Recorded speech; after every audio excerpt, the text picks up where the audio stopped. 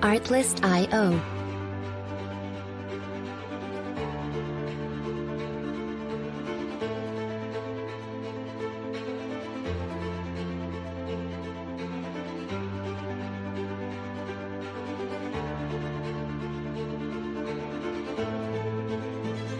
Music licensing reimagined.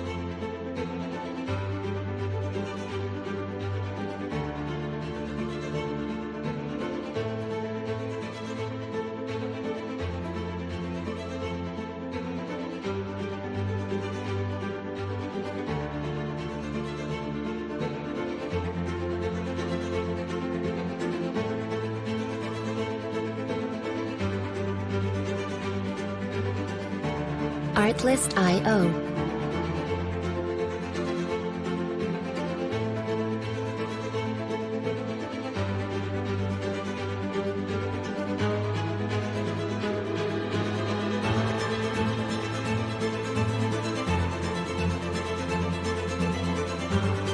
Music licensing reimagined.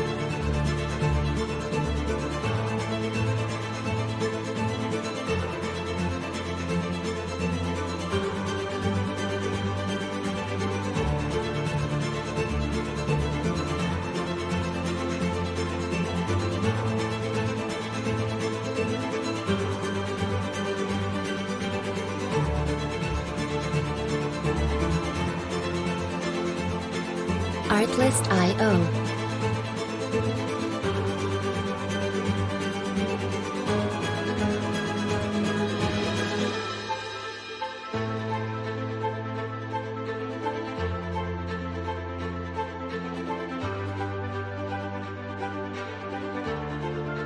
Music licensing reimagined.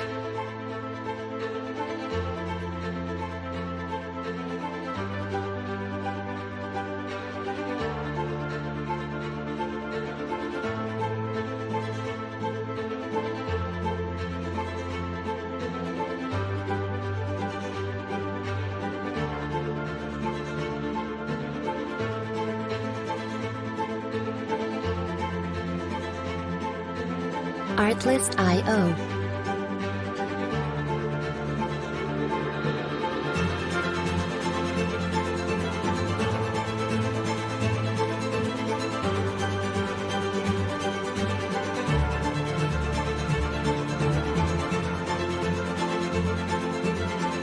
Music licensing reimagined.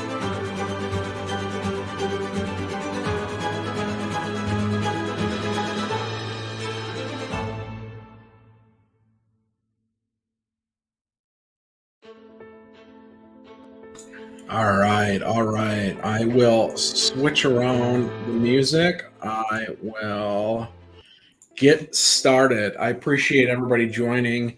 Actually, pretty solid crowd for a stream entitled Stream Before the Stream, but I appreciate that. I'll try to monitor chat better than I have in the past. Happy you're all here. Happy to chat some PFL. Some takeaways I've made since the last time we talked. Monday, whatever that was. No, it must not have been Monday. That's when Abominable Snowman let some people know what his thoughts were on some stables in the community. Must have chatted over the weekend or Friday even. But I do know that the plan is to stream on Monday, and we will stream no earlier than, we'll figure out the time, but no earlier than 2 p.m. God's Country time, which is Central Standard Time, so 3 p.m. Eastern on Monday. And I think we have at least OLAS, Our Lord and Savior, GVG, queued up to stream. And I think that's going to be a really exciting stream, certainly better than I can offer you tonight, because I think that's going to be the first time we not only reveal more foals, not only have kind of a distribution of the season's earnings from 40% of the race rake is paid out type of situation. Crown staking's paid out. but also have some stat reveals on some foals. And I was rugged a little bit, literally just before the stream, in my opinion. No one else has any sympathy for me, and nor should they. But I will share my screen. I ran Hazel Eyes, and if you haven't picked up on our syntax for the naming convention of horses by now, you might never. But we named a lot of our horses on the female side, single female names. Now, I got overruled on a couple of the names, and you could guess the most horrendous names were named by a different owner in the stable. But the ones that I did get to name are truly female names. And one of the best ones we have in that category was Hazel, which is an A+, 25 total boost, 9 of 9 total preferences, RTF horse. Was very good on the track. Let me zoom this in a little bit. I always forget to do that. Bear with me. But a really good horse. Not afraid of any horse. 9 wins and 32 tries. Hits the board 13 more times on top of that. Pretty good. Big fields every time.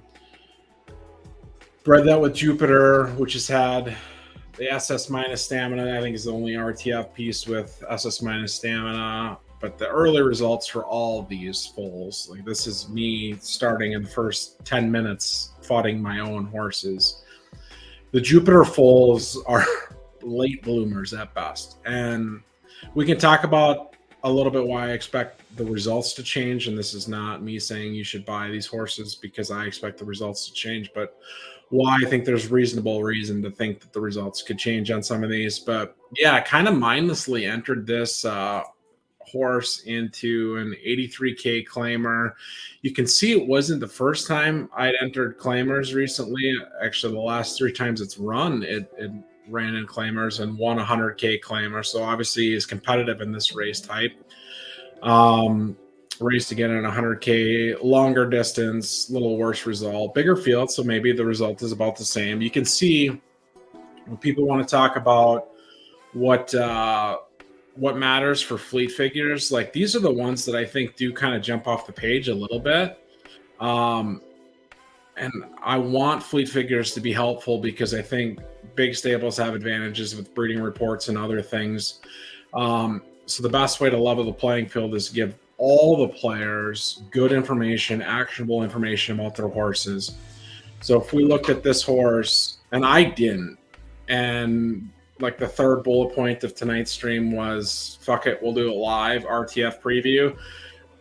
I mean that. That's not even tongue in cheek. Like I don't review my own results. I thought to myself after the last stream, kind of towards the end of the stream, if you caught it, when we had some new people ask some questions about their horses, like that was the most detailed I've reviewed any gen. I figured if we did it live, I'd actually do a half-assed job at it. Looking at this now, and I promise I've never seen this 77. I think it still probably would have raced somewhat similarly. It pulls a 77 fleet figure at a 6 furlong right turf good, 100K claimer. Then I go up to 10 furlongs, right turf fast. Fast probably actually should be better. I consider any horse that kind of has 2 in the firm or soft being a net beneficiary of it being fast or sloppy as opposed to good or soft. Anytime you're over halfway, I think you kind of get that incremental extra benefit. Obviously 2.5 would be a bigger beneficiary and 3.0 would be even a bigger beneficiary yet. And 67 for an S minus is nothing to really scoff at, I suppose. So if I look at those 2 races, I would say, well, probably not 10, but 6 seems good. So could I have conclusively said that this horse is better at a shorter distance? Probably not, because I would have saw this 10 here, right turf good. So running on preferences, runs a 70 fleet figure, 9 furlongs, runs a 71, again, right turf good. 9 furlongs, 71, right turf fast. Like all those make sense. Then I get a 67 here on right turf fast at 10 furlongs. So maybe just a bad race.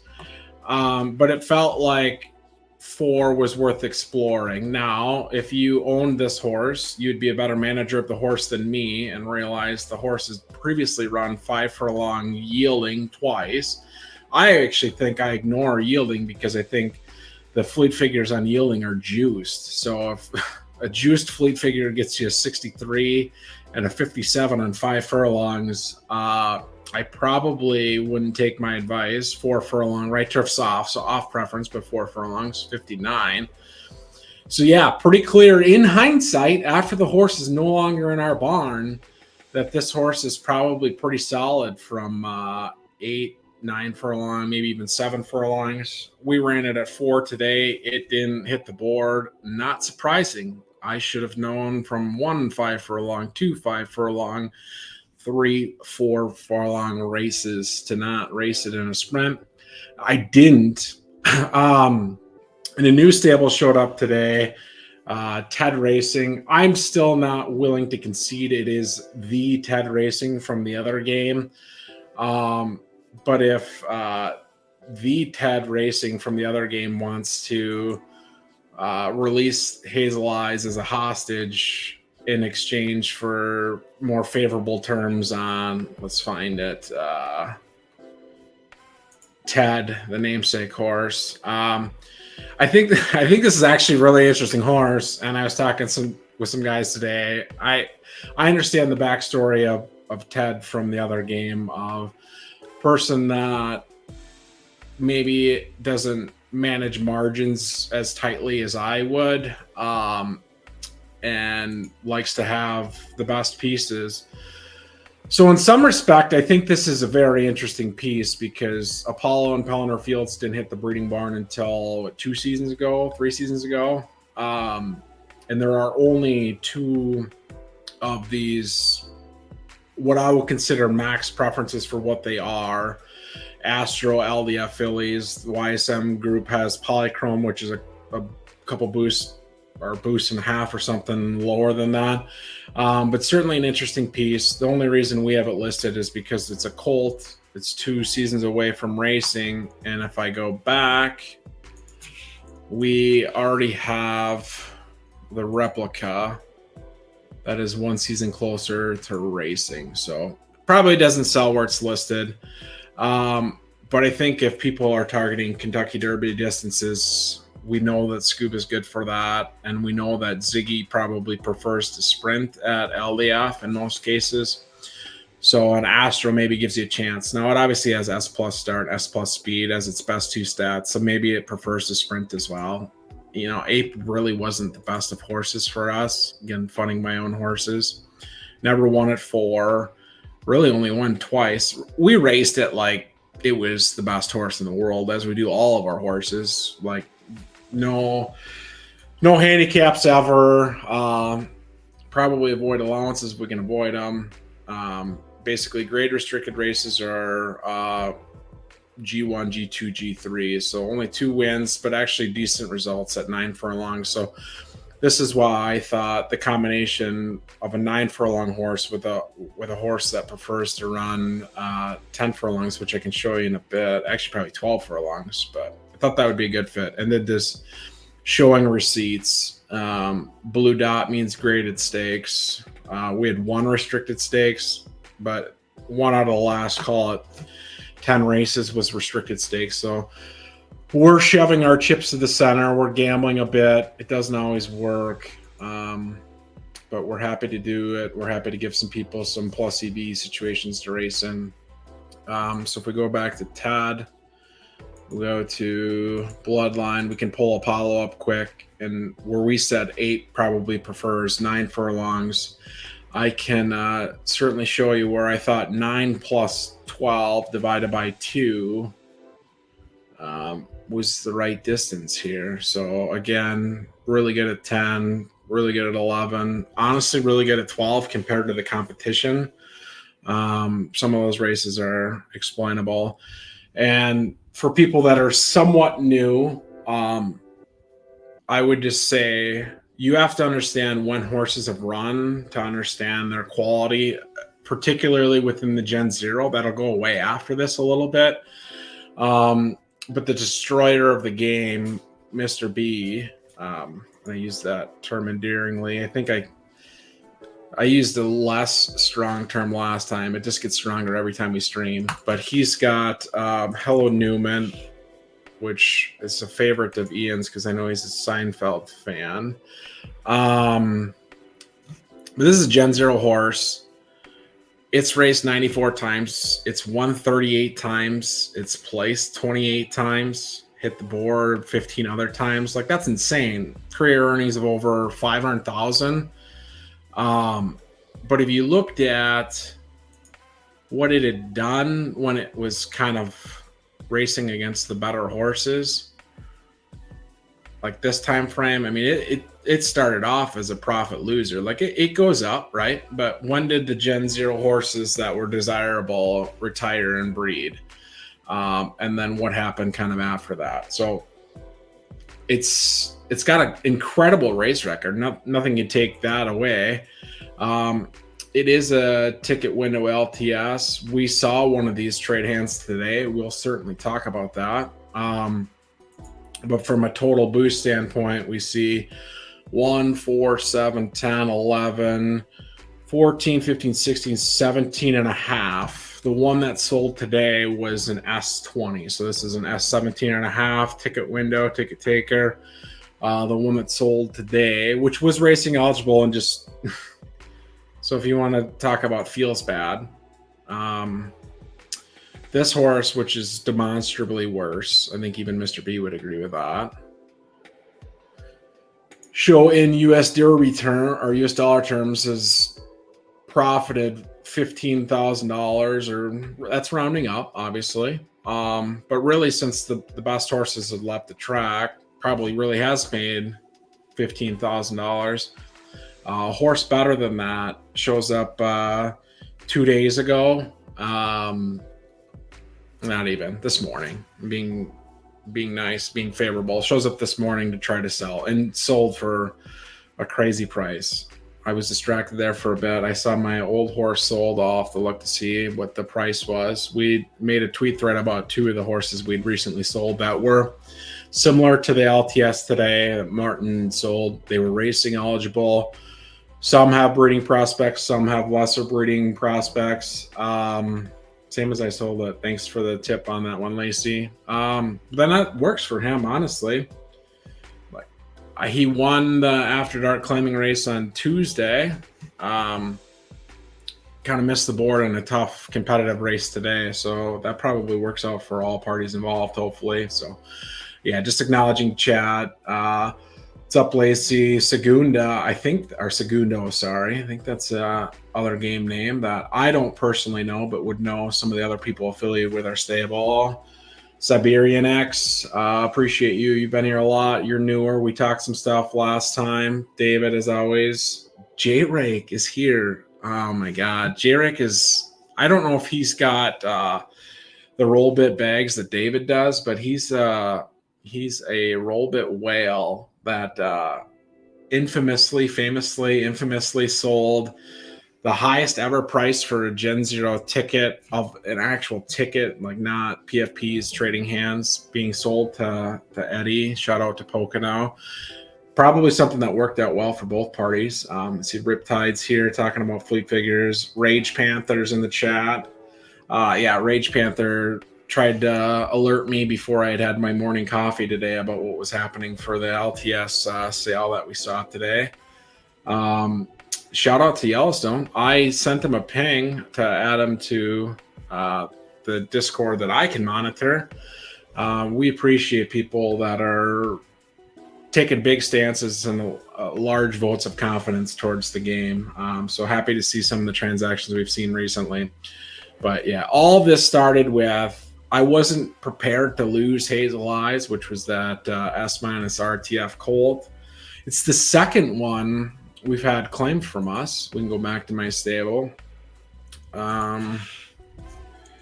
So Jane, again, singular female names. There's a decent chance it came from us if you see them. Progeny. And I don't think it had great results either. Yeah, plain Jane. Only 3 hits of the board in 13 starts. And I think that one got claimed in a 100K claimer. Yeah. So I should have known that it was viable for Hazel Eyes to get claimed. I was on stream last time we chatted saying, like, I think the market efficiency is 2-year-old colts that have maybe increased racing equity in the next season, which plain Jane Hazel Eyes would fit the bill of. They don't need to retire. They could have some breeding prospects, probably mostly internally. But if the fillies leave the track, then in an S- max restricted race or grade restricted race, does a colt like this that might improve with age actually get better? And to dig deeper into fudding my own horses, we can look at Jupiter again. So Destroyer of the Game, Mr. B has She's the One, which is also an Astro, but it is a filly. Good Guy Monkey Tennis has Indian Wells, which is an Astro, which is a colt, which is a booster 2. Don't quote me. Maybe a half-star preference lower. Doesn't mean it's worse. Just on paper, it would appear to be worse. But if you look at the progeny here, we've got some sad stuff happening here. So Artemis on Jupiter, I think this was a GVG breed. GVG does all the great stuff for the game, and yet I reward him by telling him to breed with our shitty sire. Autumn Breeze, we bred ourselves, 1 win in 17 starts. Dirty Diana, which was 9 of 9 S- filly that was a monster on the track. 1 win in 16 starts. Oh, the scrolling reload thing happens again. Goat's Head Soup, actually 3 wins. Like that's not bad. Like I have high standards, but if you hit the board 50% of the time, like that's not brutal. But Goat also was probably the best RTF stayer that existed. Was actually even competitive at RTS. So yeah, 19 starts, 0 wins. This one's actually good. Whose is this? Well, I mean, good being relative, but relative to the rest of these, 3 wins in 19 starts, 5 wins, 12. Oh my God. All the ones that I don't know anything about are actually good. 1 win in 21 starts, 3 wins in 15 starts, 1 win in 4, 2 wins in 19. Again, shout out to GVG. Sorry you wasted your money breeding with our stud. 1 win in 16 starts, 1 win in 12 starts, 1 win in 13 starts. This is supposed to be on paper like the best Astro RTF. So what that leads me to believe, and we'll look at some of these quickly before I FUD and maybe correct a little bit. I mean, you can see Diana in 33 starts hit the board. What is that? 22 times, so 67%, and won at about a third of the clip in all the most competitive races. So like that horse on paper should be pretty good. It looks good. It's got sexy preferences. Everybody loves preferences more than I do, but just not very competitive yet. This one's good though. I mean, it isn't only 53K career earnings. So where's it racing? Allowances, handicaps, claimers. Okay. So maybe if I just wouldn't race my horses as if they were the best horses in the game, maybe I could have better results. Should hire an HRM guy to elevate my stable. What is the Pocahontas? That was, yeah, Old Sour's horse. That is interesting. Maybe Pocahontas is actually good. I don't know. Sours, yeah, Sours still has it. Shows up here. Shout out to Mike Sours. Iced Hog Avatar, yeah. Oh yes, we talked about this one. A group of people did. This one sold really cheap, really cheap. Like it was a disappointment that it ended up being a colt, and it stayed an S minus. But the colts that have stayed S minuses when it's been an S minus with an S have been really good. We talked about that last stream with Board 8. Our LDF colt has turned out to be pretty good. Yeah, I mean, this sold for 60K, which, I mean, if I just had one claimed earlier today for 83K is maybe not super too cheap or whatever, but that's a pretty good price right there, actually, on that, I think. where's he racing it? Somewhat competitively. Some graded stakes in there, some allowances, mixed bag. 1 of 4 furlong graded stakes. What's interesting is it seems to kind of be a sprinter. So it won at 6 furlongs, it won at 5, a fourth at 4 furlongs, but on soft when it's a firm horse. Yeah, its best results are sprinting. Again, wins 4 furlongs in a graded stakes race. Not sure what happened here. User error, maybe. No, I'm not sure. We can click on this one. That's a bit of a weird outcome. McCaney's a good horse. Good Juju's a good horse. We got second there. But that's where I was going with this. And we talked about it a little bit in the last stream, so I won't spend a lot of time on it. But at least at RTF, we're seeing distance preference change a lot. So when you looked at RTF reveals, basically the best 2 stats that revealed for every non-1 of 1 was start and stamina, and that made a mutt. So in the early results, we're seeing horses that were good at something, maybe be good at something else. So this is Goat's Head Soup. This is ours. You can guess I didn't get to name the filly Goat, but it was named Goat, and it was probably the best stayer. And Jupiter was pretty good from like 8 to 9 furlongs. Yet this horse clearly struggles at anything other than shorter distances so far. And I want to come back to that bullet point as well, but just showing like what you saw versus what the parent was. Yeah, pretty big distinction there. Like maybe if it placed here, you could convince me I ran the horse wrong 29 times, but to only show it for 4 furlongs and then to have the results it did at a longer distance. So how does a sire with SS minus stamina and a mare that's one of the best distance horses in the game make a sprint there? To me, it means we're seeing some variance in breeding, and RTF in particular were mutts to begin with. So maybe you're going to see some different distance preferences. Let's see what we've got here. So the TLDR is, I think Jupiter isn't as bad as things appear on paper. If you were around long enough to play any of the betas, for sure V1, V2, and probably most importantly V1, we saw like the morning line odds mattered a lot, like a lot. And if it was 3.5 versus some other horse being a 3.7, that didn't mean you were plus 350 to win the race or 3.5 to 1 to win the race. It worked as if it was a power rating. So if you were 3.5 and the other horse was 3.7, you were more likely to win that race. And for anybody that's been around since, I think we've been really frustrated with odds not seeming to be all that important, but maybe they're actually important and odds just don't account for peak age. The other part of that is I think odds even in V1 and V2 were inclusive of distance preference. So I think they did include, if you had great start and great speed and you ran 4 furlongs, your morning line odds were better against the same field than if you had that same horse and ran it at 12 furlongs against the same other horses.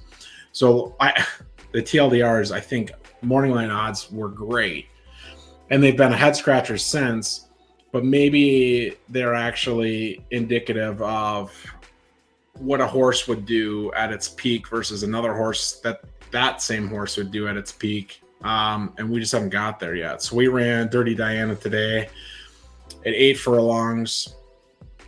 Morning line odds, this will be a little bit hard to see, I think, but I'm not going to zoom in any further. 2.98, good juju, shout out to RVA Racing. 3.4, McPherson 3.05. Like those two are really good horses on paper for sure. At least McPherson. Maybe RBA is not capable of having really nice horses. We'll look. But when I see that I have 2.8 odds at a distance I think should be familiar, like Diana was best at 8 furlongs, would have competed against the best S's as a Gen Zero horse at 8 furlongs. And that was where Jupiter was best. Like, everything I knew about the Gen Zero horses would tell me that's where I should race that horse. And then for it to pull good odds there against 2 S minuses smashed together to make a good S. And then Depoison, which is the rarest of the scubas at RTF, at least on the Colt side, with 8.5 total preference S minus. Like, yeah, those are really good horses. Good record, not so good. Kind of bad juju. Maybe rename, or thoughts for the next foal to be dropped from that one. Is bad juju. Maybe we've already used that one. I'm not sure, but so I'm not woe is me. Every Jupiter foal is awful. What's going to be hard is I'm not going to race a lot of them. The Colts I had just got claimed, right? Dirty Diana is the only one I have left. The 2 S minus Colts, Plain Jane and Hazel Eyes, got claimed since we started racing them. So I probably won't know definitively, like, Jupiter is a late peaking horse, and I don't know, and I won't know, like, when does Jupiter foals start their peak, when do they end their peak. Like, I think those are going to be the things that are going to be valuable. The only thing I'm going to have to go off of is when I reveal or retire and reveal Goat's Head Soup and a few of the other S minuses that we kept on the filly side that will retire, then I'll get a better indication of, well, no, I didn't get some A or A plus like bad roll when we're talking box and whiskers on a breeding report. So I'll know anecdotally, but I'll never truly know, like, what is the correct peak age. So if anything, I'll have to watch Hazel Eyes continue to run, Plain Jane continue to run, and then we'll leave that Dirty Diane on the track for a while as well. Try to get caught up on chat here a little bit. It's Drake with the J. I understand, but I don't care. I always say J-Rake.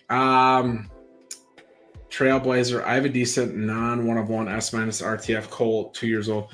Yeah, Trailblazer, I think you're underselling it. I think a lot of your stuff is really good, and I get frustrated when I lose it all the time. I'm trying to think of the horses. There might even be a couple that are 6 years old. I know you're talking 2-year-old, but maybe not. Maybe you don't have any. Yeah, Sir Phantom Supreme. I recognize that one. I love the name Oh My Lanta. Shout out to the movie with Johnny Knoxville. I cannot think of the name, but they do the Olympics, which probably is a movie that wouldn't get shot these days, or it would get like physically shot because you couldn't do that because it's insensitive. But Doughboy wants to know, and I guess I can put a couple of these up, do my job as a streamer. Is Mercury going to produce runners or floaters? I'm kind of optimistic about the Mercury outcomes that we'll see. Mercury, for those that don't know, is the S minus Colt that we have, our best. We got 2 there. Roland Garros that we picked up from Monkey Tennis, and then Mercury that we got in a big trade with good guy Balthazar. I'm pretty optimistic there. And at worst, I guess, because people are prioritizing preferences as much as they are, and if you listen to the last stream, I sort of semi-bang the table that I think preferences for Gen 1 horses are overrated. I won't bang the table tonight because the couple times I've hit the table, the camera shakes. I got to increase my streaming physical goods here, laptop, camera, microphone, but let's see what else we got here. Sir Rad, McPherson for the win. Yeah, that's a nice horse. Latuda, maybe I'm wrong, but a few times in 2-year-old races, I actually saw lower graded horses with better odds than higher graded horses, and I don't ever think I saw that with Gen Zeros. Latuda, I think if you're not right, you're on the right track. So let's bring that comment up, because I even made note of it, and I'm lazy. I don't make note of anything the way that I probably should make note of things. Yeah, we're seeing horses that are a lower grade have better odds, and you'd really struggle to show me an example of that with Gen Zero horses. Basically, if you had an S minus, even if it was a grade S minus, like we talked about Diana at RTF at 8 furlongs, not an underdog to win there, maybe not the favorite, but it would have worse odds than any Gen Zero S racing there. But if we go to Bored Ape, which is kind of the one we talked about, where if you take an S minus with an S, oh, woe is me, it stays an S minus and a colt, which is actually kind of a bad outcome. But in 15 career starts, wins 33%, hits the board 13 out of 15 times. So then if you go to the races, we got one coming up. Shout out to anybody in the race here in less than an hour. I mean, well, let's just do that. We can pull the odds. It's probably S minus restricted race. Yeah, so 4.81 odds. No other horse in the race is less than 5.45.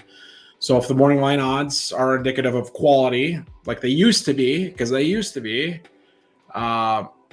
maybe we're on to something there. And then if I go back to races she's raced against S's, probably a couple allowances at least. I don't know if I've shoved her in or him in graded stakes or not. Here's one. Okay. So we hit the board. We got third. There's an S plus in the race that won. We've got 10-1 odds. But here's an S with, oh my God, the preference Nazis are going to hate this one. An S with 6.5 preferences pulls 13-1 odds. An S with 5.5 pulls 10. S with 6 pulls 12. So to Latuda's point, like, I don't think that existed in Gen Zero. Like if it did, it was really rare, and it happens all the time now. So I think that was a pretty smart comment, pretty smart thought there. So, Country Legend, that's the horse. Yes, that's the horse I'm thinking of. Country Legend sprints pretty well, or maybe it was. I ran it against Claire a lot of times, and I get disappointed when Claire doesn't win because on paper, Claire should win every race. Are we right? Doughboy says, I've got an Anna Mercury foal that I got for pennies. Strong A+.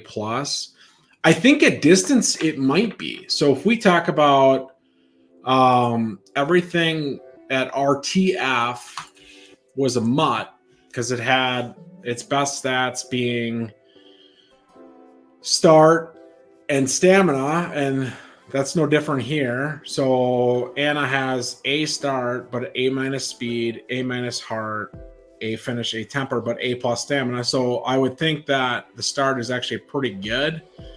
A in start. Again, this is an RTF, but same sort of concept. You put that together with let's see what we got. Progeny. Anna's Wish, maybe. Doughboy.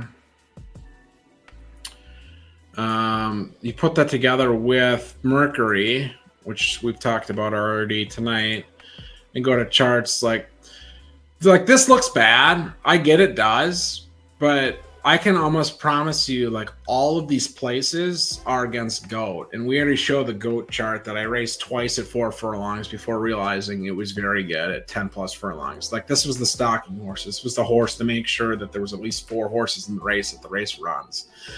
So if an S minus is getting second to GOAT every time, like, I don't care. I think that's pretty clear. Like, stamina and finish on Mercury suggests like strong distance, and I this is the of our breeding pieces, like we haven't seen a lot of what we bred, because in the first breeding window we bred everything to Pluto at LTS, we bred everything to Jupiter at RTF, and we bred everything to Shawnee Bear external, shout out to Pocono, at LDF. And we sort of did the same cadence of our entire Gen Zero population goes to the same colt. In some cases, we deviated a little bit. We brought some RTS into RTF, but in a lot of cases, like each window is going to be unique and new to us. And I think that's pretty conducive to trying to understand aging. So if like I can tell you based on what we looked at, when we looked at it together, if all of Jupiter's foals, if you took the sum of the parts, like some of these real high quality RTF fillies, Diana, Hazel, Jane, the two from GVG, Brad put one or two in there as well. Like if those fillies were as good as they were at Gen 0 and they're all bad as crop 1 horses, then and you've got the odds working in your favor. If you take the totality of the evidence, to me that suggests that that horse just peaks later, and that's fine. And that's why breeding the way we have is going to give us some insights into what actually is what. Let's see what else we got in chat here.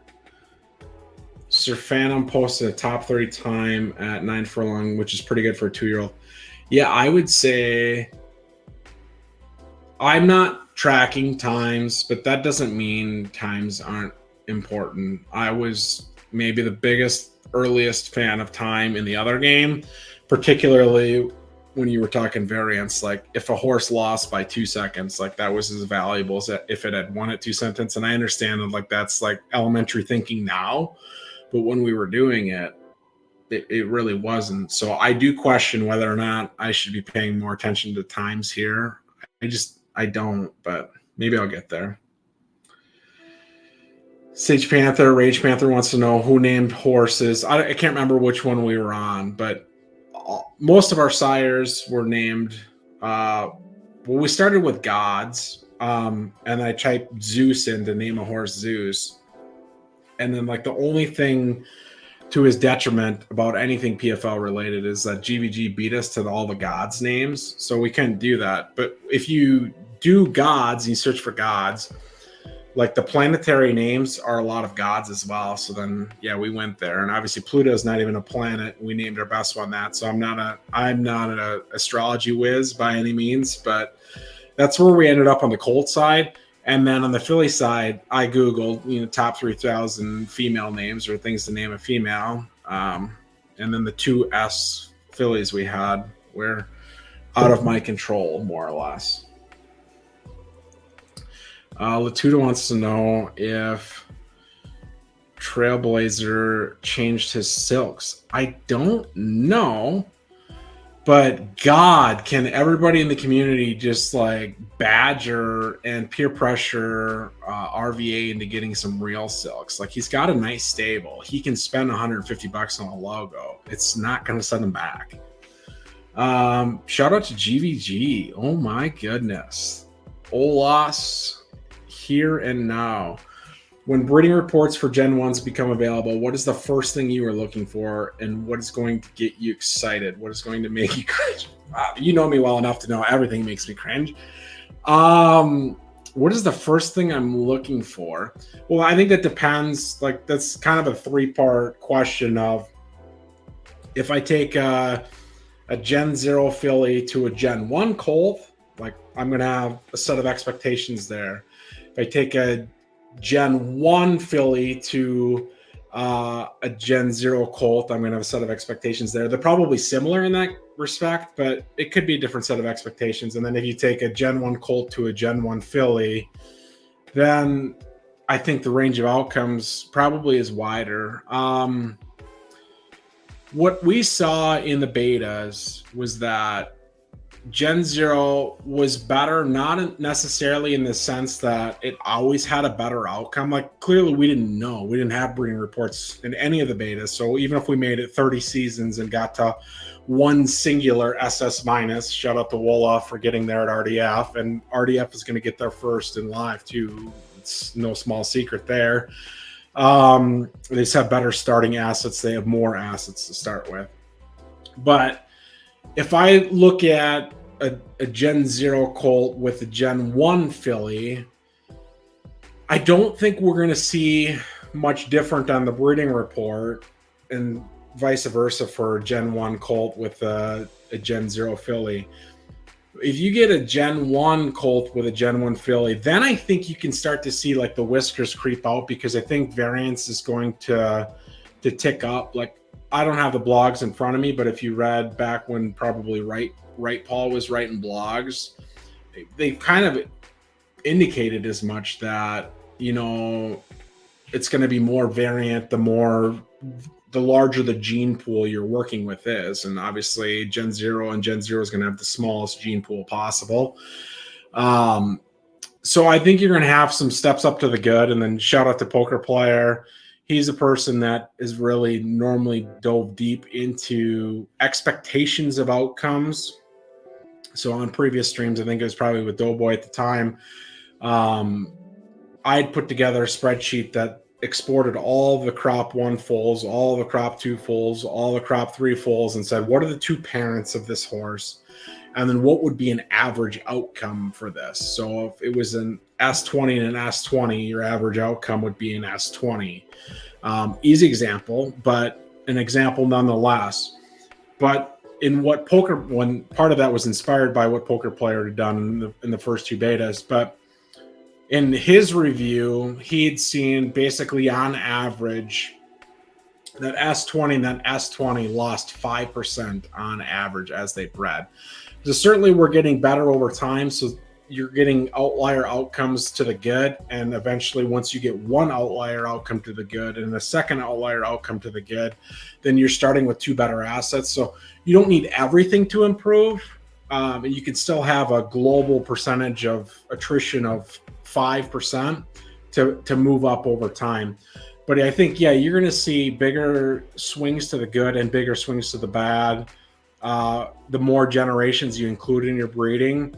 And I think on average, you're going to see that 5% kind of depreciation or whatever you want to call it, attrition in total quality is going to go from 5% to, I don't know, 10%. That's just a guess at that point. I think the bigger question when you talk about breeding reports with Gen 1s included in them is, unless you're doing things for science, make sure you're not inbreeding. So if you have access to breeding reports, 1, you probably know to check for that, and 2, I wish everybody had access to breeding reports. But I think Saving Grace is the one. This is what inbreeding looks like. We've showed it before. This was done intentionally. We have 2 more from the subsequent period. So if I had to name like 5 horses that I'm most excited to see revealed, like this is very high on the list. 1, because we own it, but 2, because of inbreeding. There wasn't a lot of it in the first crop, certainly not intentionally. And then if you take a really top S and a pretty solid A+, I think this was an S20 and this was an A+ 20, and you got an S-, call it 20, right? Preferences are the actual same. Like it didn't actually lose a half grade. It didn't lose any preferences. So what does this horse reveal for stack grades? It's going to be some of the things that I'm most curious to see. See what else we got. And to maybe pay off the tease again here while we've got somebody in. We've been live for 48 minutes. Like this is the stream before the stream. My expectation is to stream Monday evening or afternoon stateside, and that's when we'll be able to talk about breeding reports for Gen 1 colts, and we'll be able to show that absolute horsepower still doesn't have an S+, and all of those types of fun things. Segundo, shout out to you. I don't claim to be good at streaming, but I do claim to probably know the subject material as well as most people. Everyone has access to reports at $50. And RVA is maybe going to hop up in 20 minutes. I'll take you up on that. You know me, I'm long-winded, and even if I was going to start saying goodbye and start wrapping the show now, it would take me at least 20 minutes to wrap the show. It's called the Minnesota goodbye. And my preference is an Irish goodbye, but I was kind of born into the Minnesota thing. So let's see what else we got for topics. And I do mean number 1 bullet point was listener questions. We've got a few. I wish we had a lot more because I do my best work when I'm looking at someone else's stuff objectively without any bias and seeing it for the first time. Some of our stuff I've seen before, not all of it. Like the example we looked through with Hazel Eyes, I was just running that horse wrong, and I should have known to not try to run it in a sprint today, and then it got claimed on top of that. So yeah, definitely need to try to elevate my stable.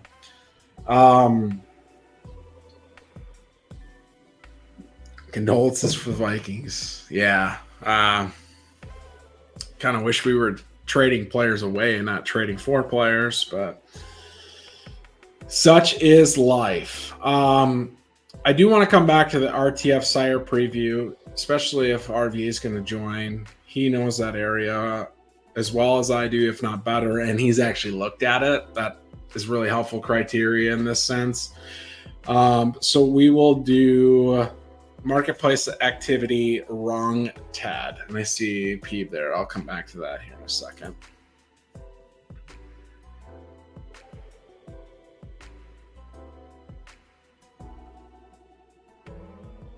Yeah, shout out to Peeb. I just actually good at doing streams and knows this stuff at least as well. And he knows different areas than I know.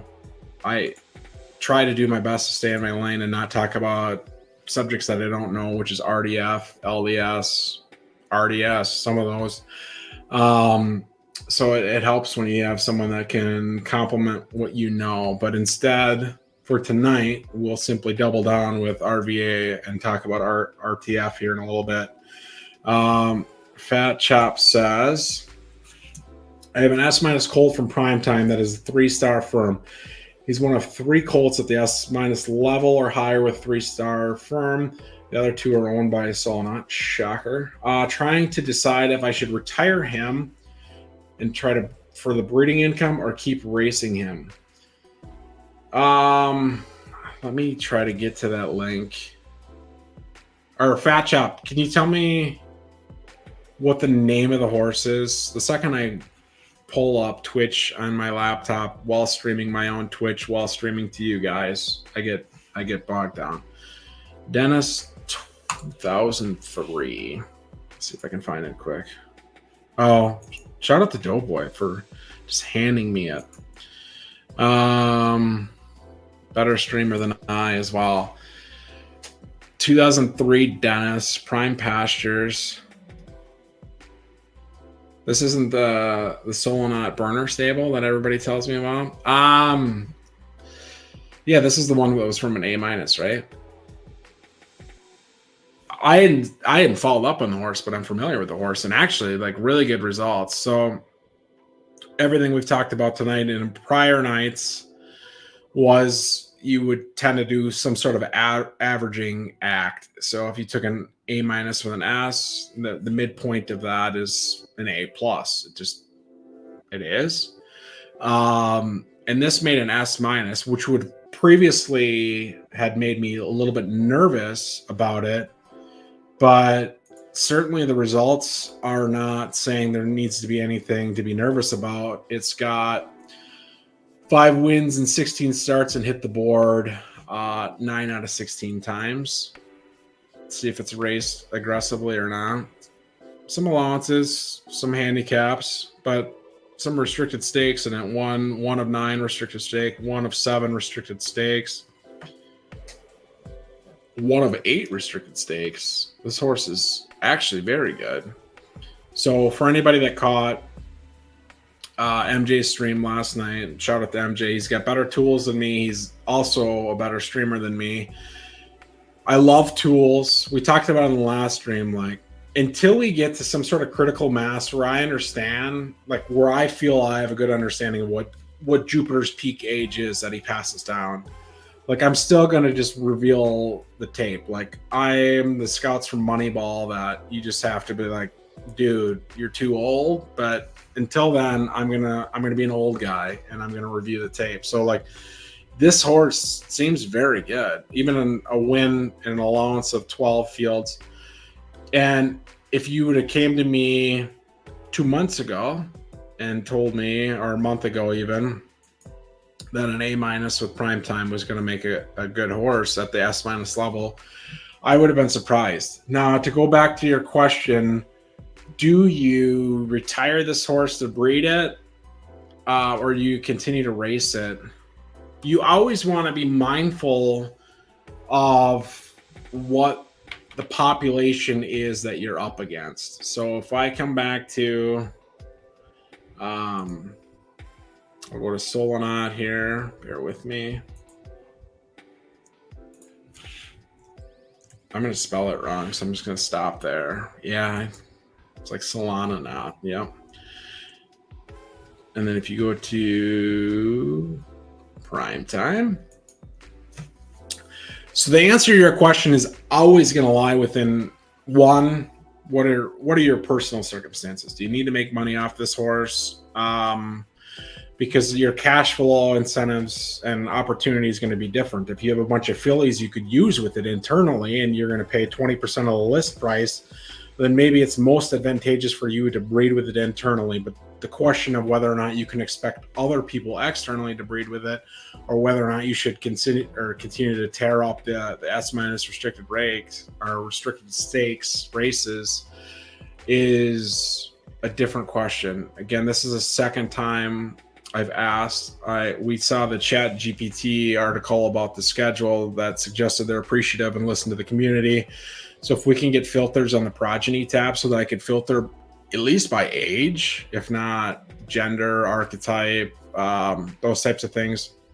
Because what I'm looking for is 2-year-olds. This is your cohort. You have a 2-year-old that's very good, but it's an S-. So like, what is ahead of you? Here's a 2-year-old filly. Well, he's not going to the breeding barn, or she's not going to the breeding barn. Scroll, refresh. 2-year-old filly, not going to the breeding barn. 2-year-old colt could be going to the breeding barn. Let's look at it. And then you get to S-. So there's one colt ahead of you. There's one colt in your cohort that is ahead of you. This one is owned by Solonat Commish himself. I think this is, the Lolly's Legend primetime one. So I guess I would be, I don't know. Someone asked Commish what he's going to do. Like, rule number one of playing JPEG horse racing games is to communicate, to talk to people. Like, one, it's just not fun if you don't talk to people. And two, that's where you're going to get your best information. So if I had the horse you had, Fat Chop, I would swallow my pride and I would talk to Commish and ask him what his plans are for Shockwave. He may not even tell you, but at least you ask. At least you can understand. But the other things we know is what are people's track records. So Commish's horses are in the stud barn for like 80K, 100K, whatever they are, 60K minimum. So I would be really surprised if Shockwave, another of his horses, is in the breeding barn for, call it, less than 20K.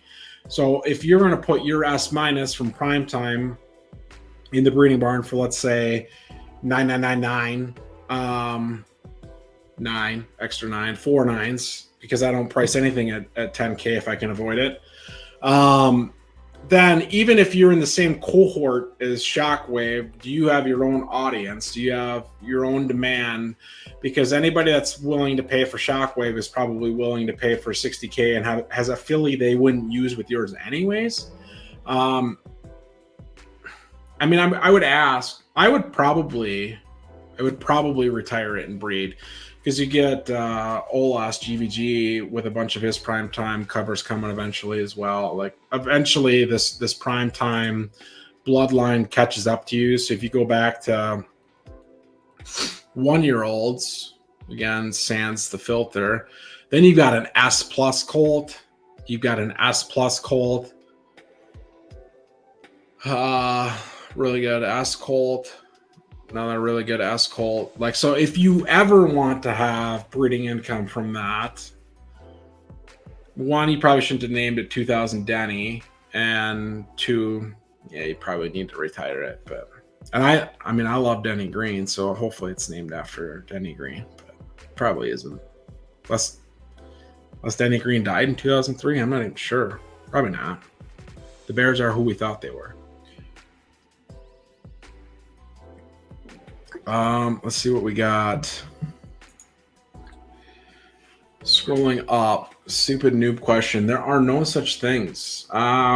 if I am starting a stable, would you buy a retired Gen Zero female with say 6 stars, and let's say A grade, will be ready to breed this upcoming season, or buy a Gen 1 A plus filly with 6 plus and can still race one season before retiring? And I hope that makes sense. I think it does make sense. So I think you're telling me your options are a 1-year-old A plus filly, so better grade, a subgrade better preferences marginally. Yeah. Go back to the question here. Sorry, Doughboys on another screen terrorizing me. So would I take what will be a 7-year-old Gen Zero filly that's a subgrade lower and preferences lower versus a 1-year-old that has to race the 2-year-old season or gets to race, depending on your perspective, I suppose. Can't retire and breed until after that season. Can't drop a foal to the season after that. Can't race that foal for 2 seasons after that. Like all of a sudden, the time lag adds up, and the time lag matters as long as the incentive structure this game has is the incentive structure they stay with. You do have to at least be cognizant of the crown window or what has been promised. Like that doesn't mean the team can't extend it. That does not mean betting couldn't take off. If you get Doughboy handing out 10-1 winners every night, then maybe betting does take off. So like there are things that can change, but I'm trying to worry about like what is in a range of outcomes I'm comfortable with. What's my time horizon that I'm comfortable with? But the bigger part of your question, or the easier part of the answer at least, is I would take the Gen 1 filly, I think, as long as the Gen 1 filly was not bred with a 1 of 1. So if it's like it was a B plus filly and it was bred with a S, and it ended up being an A plus based on averaging, I wouldn't buy that A plus filly then, because 1, you have one less 1 of 1 that you could use, and 2, it's probably not even that great of a horse to begin with. That's a big jump. There's probably going to be A pluses that bred with S minuses that stayed A pluses that are probably going to beat you on the track. But absent things like that, like if it was an A plus with an A plus that made an A plus, like, yeah, I would actually prefer that. Or if it was an A with an S minus that made a A plus, probably still prefer that as well.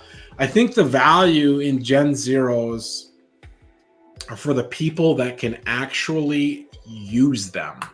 So if we go back to the marketplace, we saw a big sale today. Oh, and Pocono with a big buy from the best memer in the business, Thal, or Thalantaire MVP super fan. But this is the horse that I wanted to get back to. So this would have been a steal even a month ago in real life. This horse goes for $420K.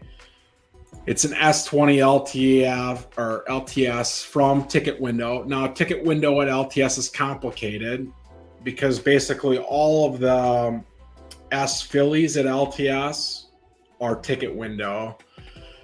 And there are a lot of colts at LTS that are Ticket Window. Again, you can call it a game design thing, some questions about why we don't have LTF, all those types of things. But at the end of the day, this is from the rank 24 fine filly. Again, right on the screen in the progeny tab. And you don't have to look it up. I know it's the best one. I've been trying to buy it for like 2 years, and this is not me being better because I didn't buy it. I wouldn't have gone above 250,000 today. But it is the best. Like, that's the secret. But this piece is most useful for someone that can do something like this.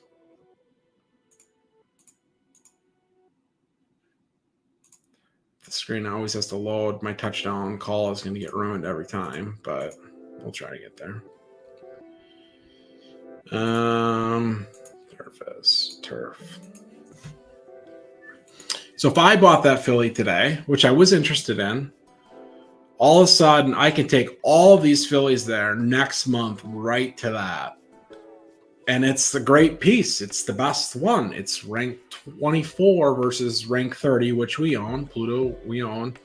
But all of a sudden, that's an attractive asset. And I know you asked about Phillies, but there's like two things that are stuck in my craw about how the market has digested the game, particularly mostly newcomers, is I think preferences are overvalued in Gen 1. Like, they just are. Like, preferences mattered a ton in Gen 0 because if you had preferences, it also meant you had stack grades. When we say something is an A plus 25, it had 9 preferences, but that also mean it had 16 kind of stack grades or stat boost within that A plus level. Now, all of a sudden, you can have a Gen 1 that has 9 preferences, and it can be a low A plus because it was an S minus that bred with a B plus that made an A plus. Like, 1, that can happen, and 2, yes, of course it can have 9 preferences. That doesn't mean it's a grade A plus. Whereas the A plus 25s, they were grade A pluses. And then the other part on the Colt side, or even the Philly side, is Gen 0 assets are already 6 years old. So if you're not going to use the Colt yourself, how else are you going to convince someone else to pay you to use that stud? How are you going to return the money that you paid to acquire that asset? If you have a bunch of Phillies like we do, easy. But like, if you go back to, and this is not me sell shaming, like, it's a great piece. I was interested in the horse. But if you go to Martin's horse that he sold, Goshu, Huba, Vecha, it goes for $420K. So let's pull up an ugly spreadsheet here. I can race this horse for basically, in my opinion, 2 more days, right? I've got, today's Thursday, I've got Friday, I've got Saturday. There's no races Sunday. Calendar turns. This horse becomes 7 on Monday. The problem with the horse turning 7 on Monday, I had saved this for a different window, so we'll start from scratch here, because I trust me, I spent at least an hour on this particular horse today. Bear with me while it loads here. If I go to LTS, again, shout out to the Gap Data guys, tools that are intuitive, available, and useful. And I go to S plus 2-year-old. There's 2 colts that are S pluses at LTS. Now, the fact that they're colts tells me it's more likely than not that they continue to race. Why wouldn't they? They could retire, but they probably are both bred with 2 1-of-1s. Can almost guarantee you that. So we'll pull them up. We'll check the tape. But if they're born with 2 1-of-1s, meaning 9924 and 9925, then anybody that wants to breed with them has to kind of cross off both of the 1-of-1s at the same time. They can't use them. So yeah, there's Jockey, there's Ticket Window, both 1-of-1s. Go to Snake Eyes. Jockey, Ticket Window, both 1-of-1s. So it's an S plus. But if anybody wants to breed with that, 1, if they already are a Jockey or Ticket Window, they can't use it. And 2, if they want to continue their breeding plans past this generation, they have to be cognizant that they're using both Jockey and Ticket Window in this particular breed. So these are colts, 2 years old. I would expect them to race next season. So even if Goshu, Martin's old horse, is an S20, it's the rarest of the LTSs, regardless of 1-of-1. I find it very hard to believe that a 7-year-old horse is going to beat 2 S pluses that are 3 years old. Now, maybe the S pluses aren't peak age yet, because we know the team has told us that the average peak horse peaks at 4.5 years old. But we also know that means like a 7-year-old horse is after peak. And if you're telling me 2 horses are a subgrade ahead, so S plus versus S, I just really don't think that this horse is going to be that competitive. And then the other problem with that is, okay, maybe it's fine. Maybe it's not competitive. We sold 2 horses this week. Sold Berserker, which again sold tonight for what I paid for it. And then we sold Thunderstorm, which I shouldn't have sold. That was a mistake. They both went for 100K and 125K respectively. The difference between Goshu and Berserker or Thunderstorm is, even if Thunderstorm can't race against the what are now juveniles that'll be 3 on Monday, the difference is I paid 125K for them, or I paid 100K for them. Then all of a sudden the claimer route is a viable option for you, and not just the Tuesday, Thursdays, the after dark that we'll have tonight. Shout out to, I think Monos will be on the stream tonight. I assume I'll wrap this stream up before then, but you never know with me. But if you had a 125K claimer, we've got on, was it Fridays or Saturdays, we get the 250K claimer. Love those. Wish we had a dozen more of those in every archetype on every day. You have options if you only paid 100K or 125K. If you pay 400K for a horse, one, you can't run it in any of those claimers. Why would you buy a horse for 400K and run it in a 250K claimer? Someone will claim it and you're out 150K more or less. And that kind of works its way backwards. So you have to be able to use the horse effectively.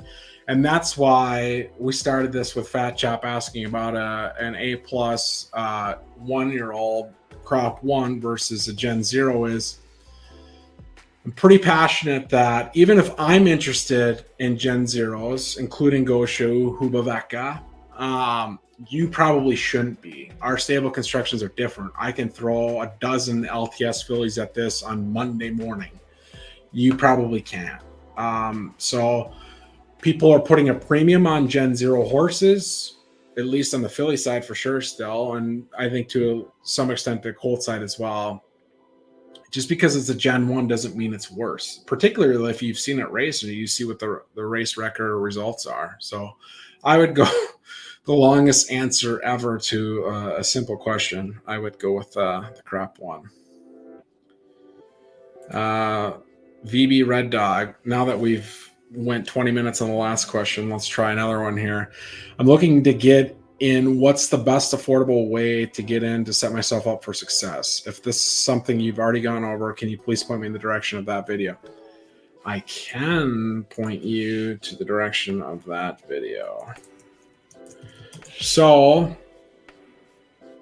on our YouTube channel, very modest YouTube channel, I might add, there are 2 streams that I think are very helpful.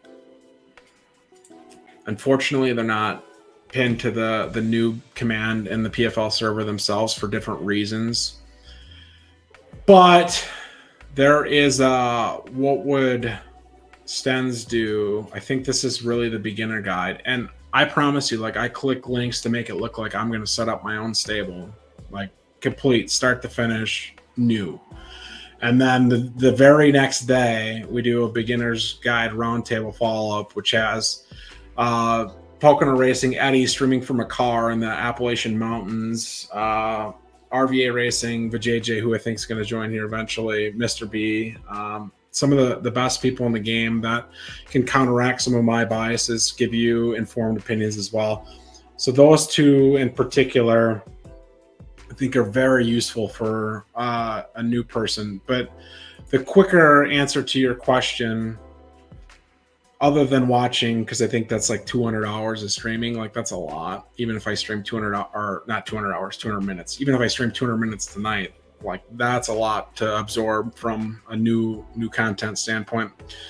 So the best way to get a horse now, the best deals you're probably going to get, in my opinion, still is claimers. Like, I don't know if you came from the other game or not. I know there's a lot of people in the audience that are relatively new to this audience that played the other game. The best thing about this game compared to the other game is not the visuals, it's not the UX, it's not the UI, it's not that horses die, it's not that horses age. It's that you have a race type that actually solves for correcting behavior you want to prohibit. So in the other game, if I downclassed on purpose because I knew that I was great in a $20 class 4 race, couldn't compete in a $50 Class 2 race. Claimers makes it so that I lose my horse if I do behavior you don't want. If I'm losing on purpose and you can tell that the horse is as good as I know that it is, someone's going to buy that horse. We started the stream with me losing a horse on a claim, and that wasn't me intentionally downclassing. But we don't need to add weights. We don't need last 5. In my opinion, allowances, we need a bunch more claimers because claimers solves for the ultimate balancing. It's not if you're an A+, you carry 2 extra pounds, and if you're an S-, you carry 4 extra pounds. It's how good is my horse, and if my horse is too good for this race, I'm going to lose my horse. And if my horse isn't good enough for this race, there's a claiming category at a claim amount lower that allows me to race there. Now we need to fix it for fillies. Fillies need to be able to race in those same races, not separate races. So you can do that by having a 50% premium on what fillies get claimed for, or a good use of weights would be to have colts carry 2 to 3 pounds in a race, which if we think 2 pounds is your average subgrade, so an S-, a good S- is 2 pounds better than a good A+. If you make the colt carry 2 pounds as opposed to the filly, then at some point you are comparing apples to apples. So I got on my high horse. Mr. B tells me to get off my high horse. I tell him it's the only horse I have. But the best way to get started is to watch those videos. 3, check the noob command, whatever that is in the server. There's probably some good content there. And then watch claimers. And don't see one lobby and claim a horse. Like, no, maybe you missed the best deal of a lifetime. Like, it's possible, I guess. Like, there was a horse that should be claimed. There's 2 parts to that. One, right now you can see how many times a horse has been claimed. So if we go to races, now there won't be any available. This will ruin my punchline as everything else does. Yeah, there is. Okay. So there's a 75K claimer. The pick window closes in 25 seconds. So if I clicked on an individual horse here, we'll go to Yukon Jack as quickly as we can, and I go to view horse details. Again, I'm starting on the race lobby for a race that's upcoming. It's within the pick window, so an hour to post. If I go to Yukon Jack's page, I can go to the ledger, and I can see financial activity associated with Yukon Jack, including that he spent 2,600 Derby to enter freshwater challenge claiming 75K race. That was the race we just looked at. So had Yukon Jack been claimed, you would have saw a claim activity here for the claim amount, which was 75K. You would have seen sort of minus 75K show up here or plus 75K. And it shows you how many. So if 3 people claim this horse, you would have 3 transactions that would show 75K above this transaction. So if you're questioning whether or not something is a good claim, and again, some people are going to wait till the last minute or last second to claim a horse for the reasons I just outlined. But if a horse is a no-brainer claim, chances are they won't. They don't really care. And you can go over the ledger page on the horse itself to see who and how many people have claimed that horse. Absent a no-brainer claim, watch a subset of claimers. So figure out what archetype you want. If you want to be an RDF or you want to be an LDF or RTF or LDS, and watch those races because the price dynamics for an archetype are different. RDF horses on general, other than when GVG is buying them, traded a little bit of a discount to LTS because there's less top LTS pieces, or you could use 4 different examples there, or LDF because everybody wants to win the Kentucky Derby. So I'm saying watch a price point or a range of price points for one archetype that you're interested in, because what gets claimed in an RDF race is going to be different than what gets claimed in an RTF race, even if the claim amount is the same.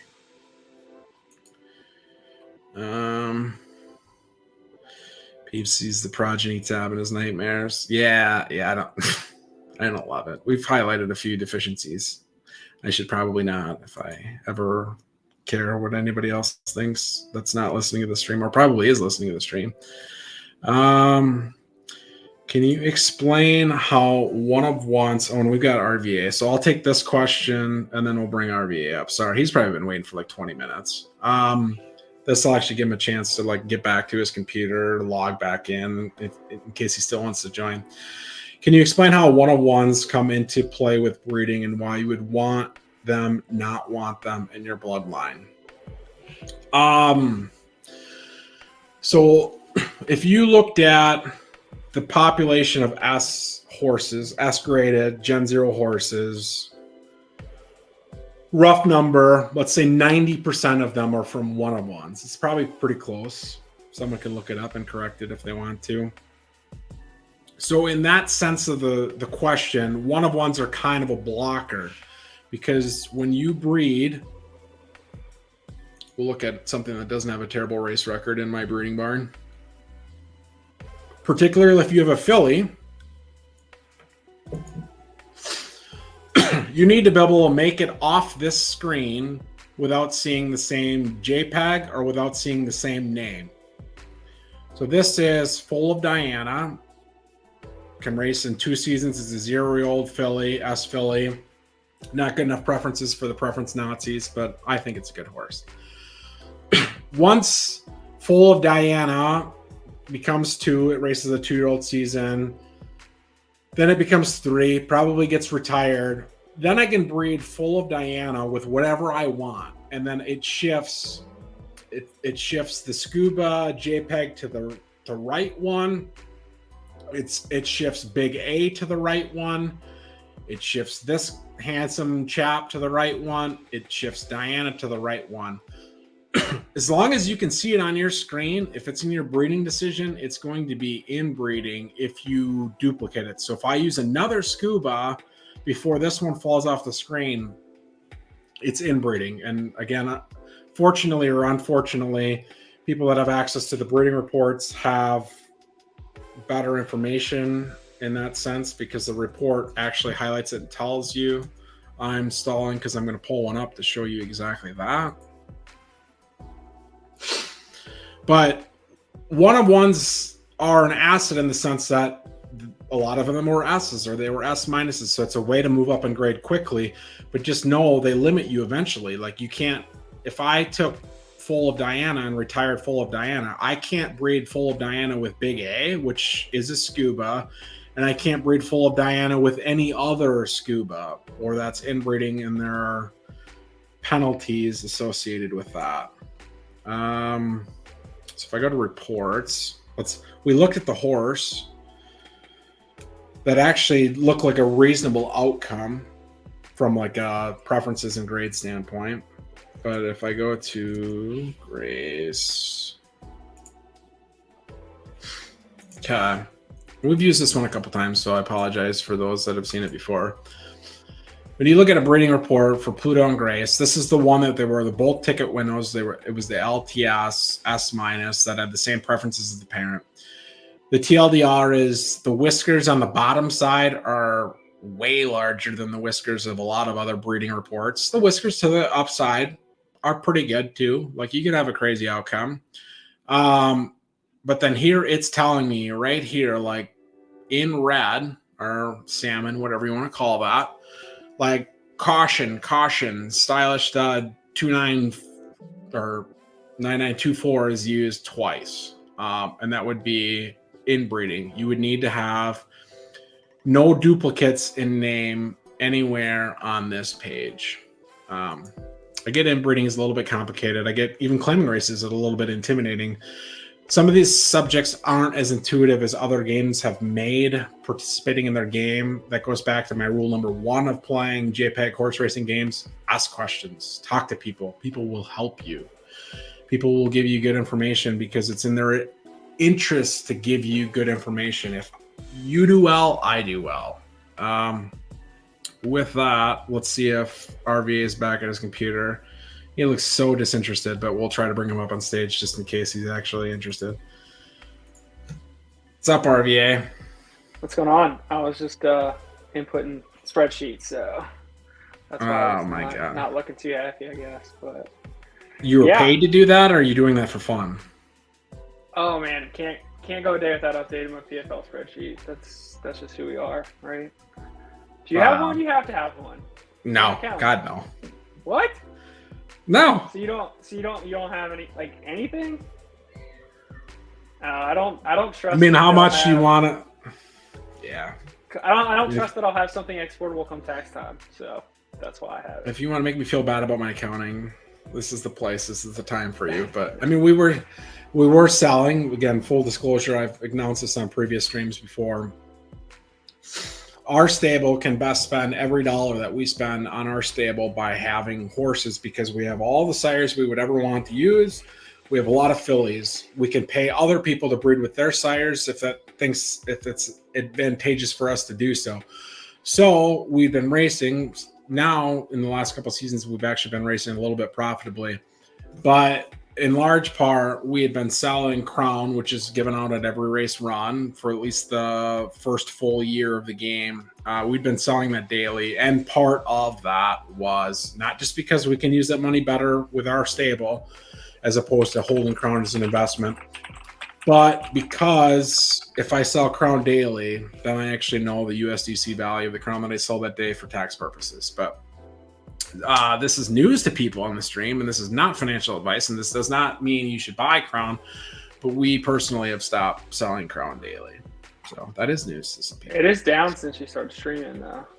So that's my fault, for sure. I don't know if that's correlated or not. Is Full Diane or is Dirty Diane ever going to win a race before it turns 3? It's got one win. Come on. Or maybe 2. I don't know. I just tuned in when you started talking about aging of Jupiter's stuff, so I just had to get that little jab in. The roast of Jupiter for an hour there.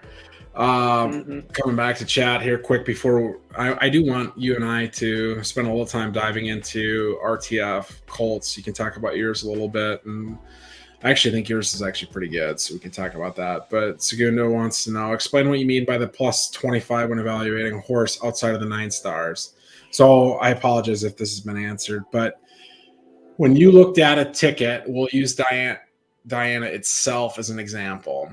You simply just did a math exercise of counting. So if it's a Gen 0, there's a drop down here on the horse page next to the right of Gen 0. You just count them up. 3 is 6, 8, 11, 12, and then 3 is 15, and then you count the stars in addition to that, which is 9. What did I stop with here? We had S minus 25, S minus 24, something like that. So to your question, is the stars are part of the total boosts, but I personally, for Gen 0, evaluated the stars themselves. So when I say something is something of 9, that's in reference to the total preferences that it has.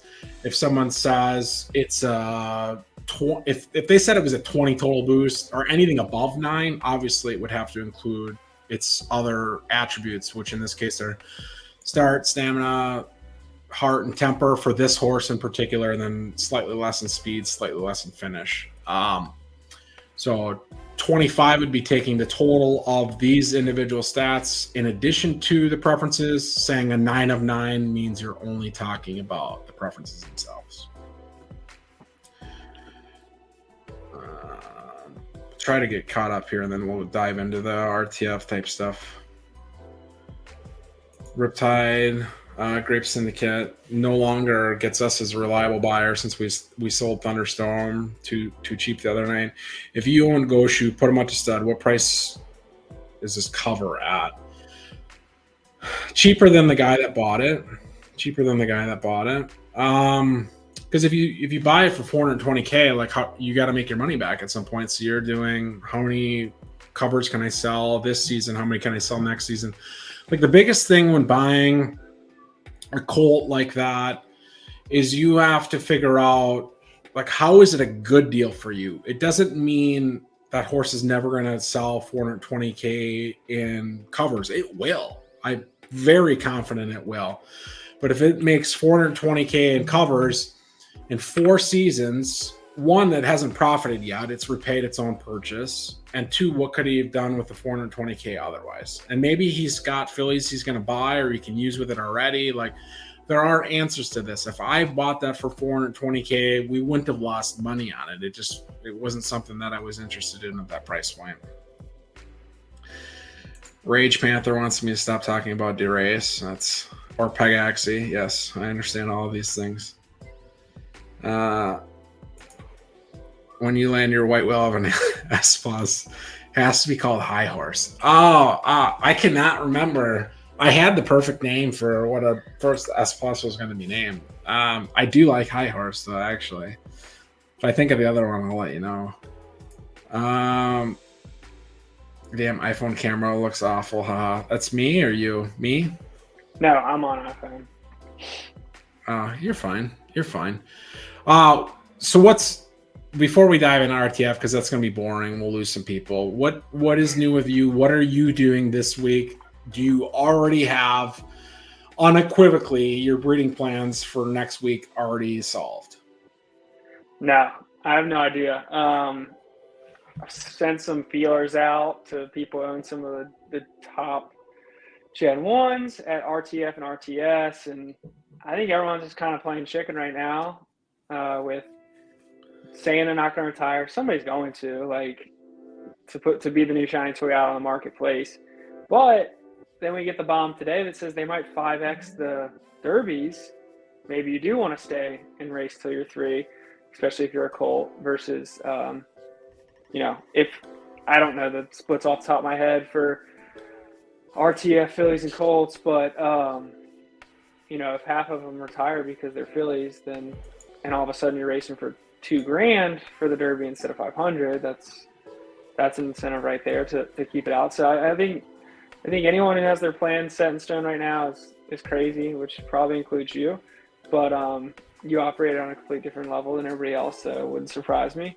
But no, I have a couple. I've gone in-house the last 2 completely, almost. So I want to go outside, but I'm going to be in Mexico, so I might be breeding late. So it might just be what's left. I don't know. I'm gonna hope. I don't think you get to. Go ahead. No, I would say hopefully I'll be able to be kind of active. The wife has blessed the laptop making the trip, so that's a good thing. Won't be stuck on mobile, but it's not going to be as easy to research and learn new foals and figure out everything we got in the new crop and start learning distant preferences for 20 new 2-year-olds, as well as deciding who's getting retired. It's going to be a busy week, but could think of worse places to be spending it than in Mexico, I guess. Well, I was just going to say, I don't think you can you're not allowed to play photo finish live in Mexico, so you're just going to have to forfeit this season of breeding. Well, I'm going to hop over to California real quick for sure. Oh, okay. I just want to make sure. I mean, I don't even know what the deal restrictions are for. I'll have to ask our friend Mexico. Ghost. You'll find a way. So no, I don't know. Like, I actually think I want to go with a Gen 1. I know you've kind of talked before that you definitely want to kind of wait and see and keep using the Gen 0s. I think the Gen 0s were better in beta. But I think the breeding game is completely different now. We didn't have the distant preference thing that we have now. All the tickets matched each other. It's just a different ball game now where I think if there's more variance, the way that I've set my stable up is I need to probably swing if I want to get closer to the top, because I'm definitely not at the top by any means at RTF. So I think I'm more willing to take some chances with some of these with Gen 1 studs, but I don't know. It all depends on what becomes available. I did not get anything better of Gen 1 myself that I would want to use, I don't think, colt-wise. So because you got all fillies, or you just got crappy horses? The 1S that I got Gen 1 was a filly, yeah. That was with 2 101s. It was an Astro and a Scuba that I sold to Way too soulmates, cheap. and that's Yeah, sold dominating now. If that was yeah. a colt, I would have used it. I probably would have retired right away.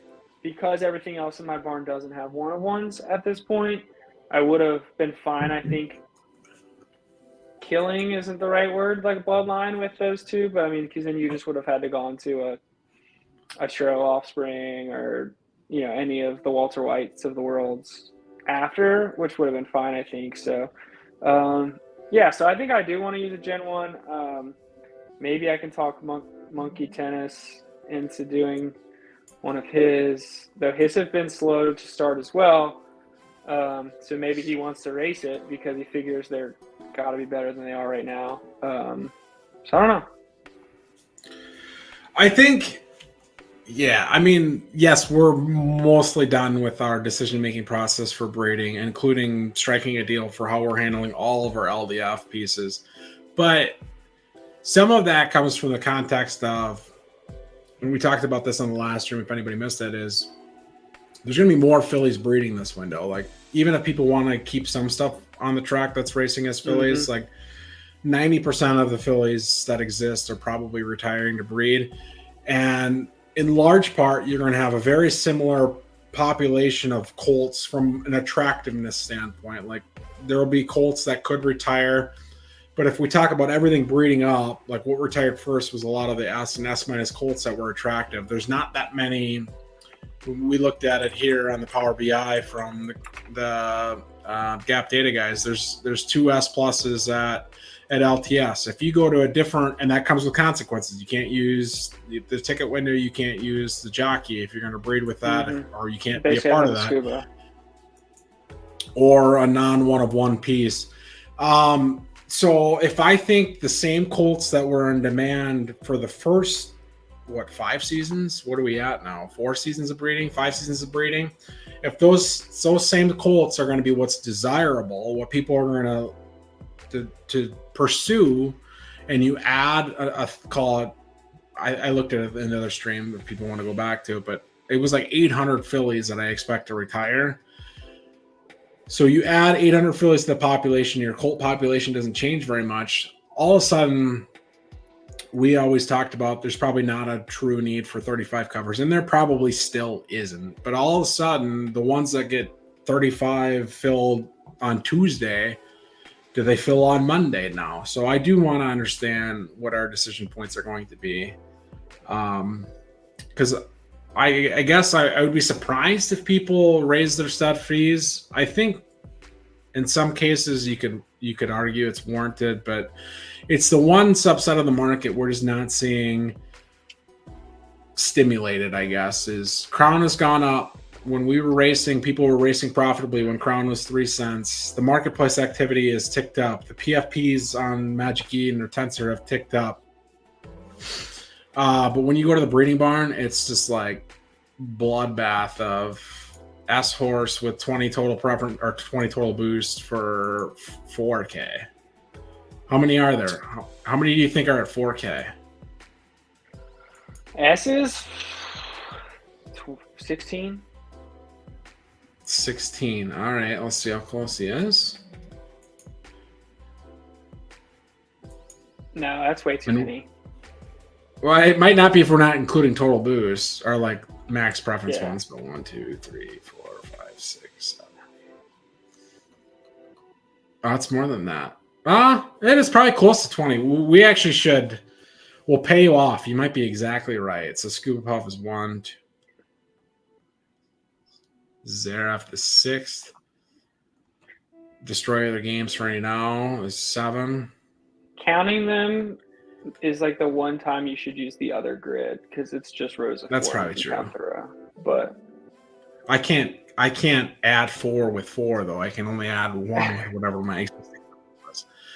No, so you're a little bit off. But like if you look at this, like big balls was a huge factor in my calculus today, and that's not just because I love saying big balls, but it's because it was the rank 1 with the rank 90 ticket window. It's an S20. It's at 4K in the breeding barn, and it sold 8 of 35 breeds this month. So if the other one's an S20, it's going to go to the breeding barn. Yeah, it's better, I can tell you it's better. I would prefer to breed with it, but if only 8 people are breeding here, how do you convince those 8 yours is better, and then how do you get more other people to go to it? Yeah, we see it in right turf as well. When you have a horse like Durbin, Poison, and then Big A, and it's like, unless you have that top filly to go with it, what is the line, right? Like if you're doing an A-16 filly, like you don't need to pay up that extra bit over the 4K. So I don't know. I think there's a lot at play there. I was in the guys' DMs. I don't even own a lot of LTS fillies, but figured if the price is right, it wouldn't be a terrible buy to just use it myself. And then I don't know that I would have priced it at min, but I mean, you have Pluto at like what, 18K, 16K. So like maybe 20K, and I wasn't going to change mine. Yeah, so maybe you can get away with 12K. It'll be interesting to see what he puts it at. But yeah, I agree. It's the one spot where prices haven't gone up. We will have more fillies. Eventually, 35 colors might go, and everybody can raise it because everybody's getting it. But it really is always going to be a small population of stable owners probably that are charging the premium. Even if you get somebody who's got a small stable that gets lucky to get a top colt, they're now going to take somebody out. Like it is a weird dynamic. I think you can kind of call it a good thing because people are catching up pretty quickly. Tons of S minuses, like whatever, because people are. But what does it do to the gene pools? I have an A- at LTS that's a 2-year-old right now. It's a killer horse. It's won like 6 out of 10 races, but it gets canceled 2 times before it actually finds a race because everyone just jumped. Right? Nobody made an A- LTS because I paid more to breed with A than people were paying with an S20. So there's a lot of other things that happen with it as well. I see some Sir B-Rad horses on the screen right now, and he's got some lines that are going to move up because he put his foot in the sand and he's building those things, and people are going to come to him and pay for them. So once those people start to get to the top that have the unique stuff, I think it's going to be a shuffle in and out of who's getting a lot of the breeds. But with the 35 number, it'll be interesting. I don't know how it's going to play out, but I've kind of done both. I have some stuff in it min. I have some stuff that I've kept high. I have a couple pieces that I've created I think are unique that I'll put into the barn eventually. And I'm kind of nervous to see what price I'll get to do it at because eventually the covers I'm getting now will run dry, and I think that's the game, is always replacing what what you were used to getting to try to replace it. Because for me, my goal is just to break even when I breed, right? If somebody could pay me $500 for a horse and then I go spend $500 on your horse, like to me that's a win. I don't expect to make huge amount of passive revenue or derby to just sit there and take out. Like I want to just put it back in because I have a ton of fillies and that number's only growing. I have sold a decent amount. I did not keep nearly enough of the first 2 crops, but I have kept all my 3rd crop, except for 1. So it'll be interesting how it evolves with what the Gen 1s will chart. Because the other thing is really just the matching of the tickets. It did drive it down because all it takes is one person who has the exact same horse on paper, because we can't tell. All we can tell is that these 2 horses both have 3 S pluses, right? I don't know how far up that is to SS minus. I don't know how close to down it is to S. With the Gen 1s, if we do see these outliers, and that is a stat that you want to breed in, and you start seeing these reports that you're like, hey, I am the only one who has an SS speed. Like, come and get it, but you're going to pay $400 a pop. Like, if we don't see that type of behavior, that's when I'll be kind of confused of like what really can cause stud fees to ever be more than 4 to 8K. No, I think that's a good thought. and we will talk to these RTF ones, and we'll start maybe with the headliner of the RTF. Then is so we looked at it, Dirty Diana. We've joked about it before. We've talked somewhat seriously about what the horse itself would potentially sell for. But for those that didn't see it earlier on the stream, it was an S- with 9 of 9 preferences matched with the best rarity Astro RTF S Colt. It was like an S19, I think. And I don't want specifics. I want to understand what you feel the ratio or the relationship between the stud fees should be. So if I put Dirty Diana in the breeding barn this season, it's going to be a 3-year-old colt, modest racing record. Let's keep racing record out of it, but I just like to rip my own horses as much as I can. I don't play much, but it has better preferences. So yeah, it's got 8 total preferences. Jupiter has 6, I think, or 6.5. So it must be 6 if 19 is the round number. It must have 6. So you have 2 more preferences, but it's from an S- and an S that made an S as opposed to just truly being an S19. It, I guess, in theory, still blocks you from using Astro, right? It doesn't take 2 1-of-1s. It's only 1 1-of-1. Yeah. So if you're in the breeding barn and Jupiter's in there for X, does Dirty Diana command X plus or X minus? And how many minuses or how many pluses are we talking? It's hard to say, obviously, without seeing the revealed stats, right? Like, that's obviously going to be important. And Jupiter did have the SS minus, correct? Correct. He had the SS minus stamp. Yeah. Right. And he's not getting a flood of covers. He's getting smart covers, people that are paying up. I think even if they're like, not to pound on the race record, but I think those horses have to be good eventually. I would be surprised if Dirty Diana had a better stat line than Jupiter already has. So then it becomes a play of how important are preferences to you? And personally, I've always been on the team preference. I think it's easier to keep them than it is to re-get them back, right? Like, a lot of people went RTFs to RTS, like Walter White first season, and just crushed that the condition preference. And I get it, it's new blood, and the breeding reports look better and everything, but if they are the differentiator between similar horses stat-wise, like they were in Gen 0 going forward, I would rather maintain them. So I personally would pay up for a Dirty Diana cover over a Jupiter cover because I'd be taking some 9 preference star fillies to your 8 or whatever you said it had, and hopefully, you get some ratio there. In terms of, what should it be? You asked what should it be ratio-wise to what the value of the actual horse is to a cover fee? Is that what you asked? No. So you answered my question, but you just didn't tell me how many pluses or minuses it has. Let's say Jupiter's in there for 20K. 0 more. Yeah, 0 more on the stat. So no. Sorry. Let's make sure we're on the same page. If Jupiter is in there for 20K and 20K is the fair market price, should Dirty Diana be above 20K or should Dirty Diana be below 20K?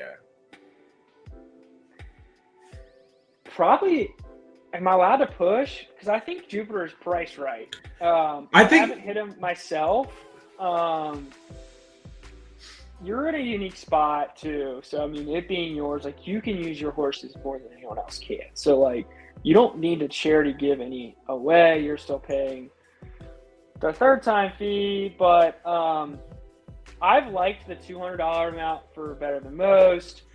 I think it's definitely a better horse than that. So yeah, I think 20K, adding that extra 100 or was that $50, 250. Maybe you go to 2,400, and you leave Jupiter at that, but no, yeah, the spoiler alert is Jupiter's Jupiter's not that cheap. I was just using a round number of 20K. Jupiter's at 32K. He's gonna stay there. No. Okay, no. then Sorry, I was using that as the true benchmark. No, I think I would go up, man. I would probably do probably min 24, but I could see you getting away with 28, 30, whatever. It just, I mean, I don't know, like getting 3 at 30 is better, is, you know, the same as 6 for 15. So that math does check out. We all know the math. So like, it really just depends on, and I should know this more with as much damn time I spend in this game, but like, I don't know how many Phillies are out there that are an S that don't have, you know, Astro in it. Because a lot of the S tickets were Astro, not Scuba, for the S Gen 0. So, I mean, the population size matters. But I think at RTF it's 0 other than Gold. I don't know. Am I missing one? Because it's like Big A, Flushing Meadows, and then DePoison on the Colt side, but I don't think there's any Phillies. Yeah, so Serena could hit, but yeah, I mean, I think that the tipping point is, where do all these higher preference S minus A pluses Gen 1s go? Do they want to jump all the way up to the highest grade, or do they want to try to keep those stars? And Diana would be the best. Dirty Diana would be the best of both worlds currently of what's available. But those people probably also aren't maybe the ones that are going to do $300 for a breed. So racing to the top is great until people realize, you know, you do have to start paying more up at the top, except I guess if you're an unless you're an LTS. And I don't follow the other archetypes like really closely at all, so I don't know. I know RTF has been one of the few, if not only, where prices have basically remained. You can command a price. Yeah, you're right. Yeah, because Brad has kind of put his foot down. Brad put his feet down. Obviously, Wolof has. Yeah. Wolof hasn't. I put my A plus low, but better than that. I mean, Borden Run is out there at min, but like really, there's not a bunch of premium stuff that's gone low. So RTF might be the one spot where you can get away with more, where because there's just not a bunch of other similar like horses, I guess. Again, I think a lot of that's due to a lot of people went and hit Walter. Nobody tried to make that, at least in the first turn. So I don't know the other archetypes, but I assume they're smaller breeding fees for these Gen 1s, just because we'll see the same thing as we did with Gen 0, where it's like, well, there's 6 of these horses, so if I want any of that market share, I'm just gonna go straight from in. And to be clear, like when we talk like RTF prices are higher than another archetype, one, that doesn't make it less attractive. It's the sexiest archetype. Everybody knows this by now. But 2, it's the best place to be. It really is. I just sorted the marketplace for foals. The cheapest listed horse is over $100, and you're telling me S20s are in the stud barn for $50. So the question isn't whether or not like we're being snobs or prudes for having our stuff at $200 or $300 or $400 even. It's a question of like, okay, if I can sell the worst horse on paper in the game for, call it $100, why shouldn't someone be willing to spend $300 to breed with a top coal? I think the answer there is race purses outside of Crown Stimmies still haven't incentivized people enough to make it a true racing game over a flipping game to some. You're gonna be the first person that's gonna get a timeout outside of the Discord, but in the Discord. But I mean, it's a tough conversation to have. Like, the Crown Stimmies are great, but with 20% rake, and if you're not selling it daily, like it adds up in terms of like how much derby you have to put in. So if you if you have a ton, like you're gonna sell. Like there's nothing wrong with that. Like eventually you're gonna sell. Like you're not gonna race 400 horses, but it's a hard conversation to have. But they're taking the right steps, right? Today they basically said, hey, holy shit, guys, the marketplace has gone nuts. The marketplace, I think, is hit $1 million in USD in this month or something, which is $50K at 5% that they're putting back. So they have $50K to play with that. and that doesn't even touch any of the 20% breeding, which we know has been about 40 or 50K each of the last few breeding cycles. That's about to grow because you're adding 800 more fillies. So they have this $100,000 to start putting on races, and so far they've done the juice, which I think sucks. I mean, again, sorry Ian if you're watching this, but like, you're not picking a race because it's randomly juiced right now. You're picking it because it's the one that fits what you're looking for. Lucky for you. Or it's the one with 4, not the one with 12 horses. Right. Or it's like, yeah, who cares if there's 1,200 Derby added to this race? I'd rather have the one that we're splitting the crown stimmies 4 ways instead of 12 and have 1,000 extra Derby, because, the extra 150 crown I get's worth more than the 1,000 Derby. So I think that honestly needs to go. I think it's completely an awful way to be spending 40%. Some of it's not even being used and refunded. I asked for an audit in the suggestion channels. That probably won't be something that's actually acted upon, but it took a better step today, I think, when Fib brought up, hey, like, we have this extra, stimming money than we had before. Like, should we start adding in these extra I'm just reading Brad's comment. So before I get banned, I do like having these extra things. Like, give a 2-year-old race, right?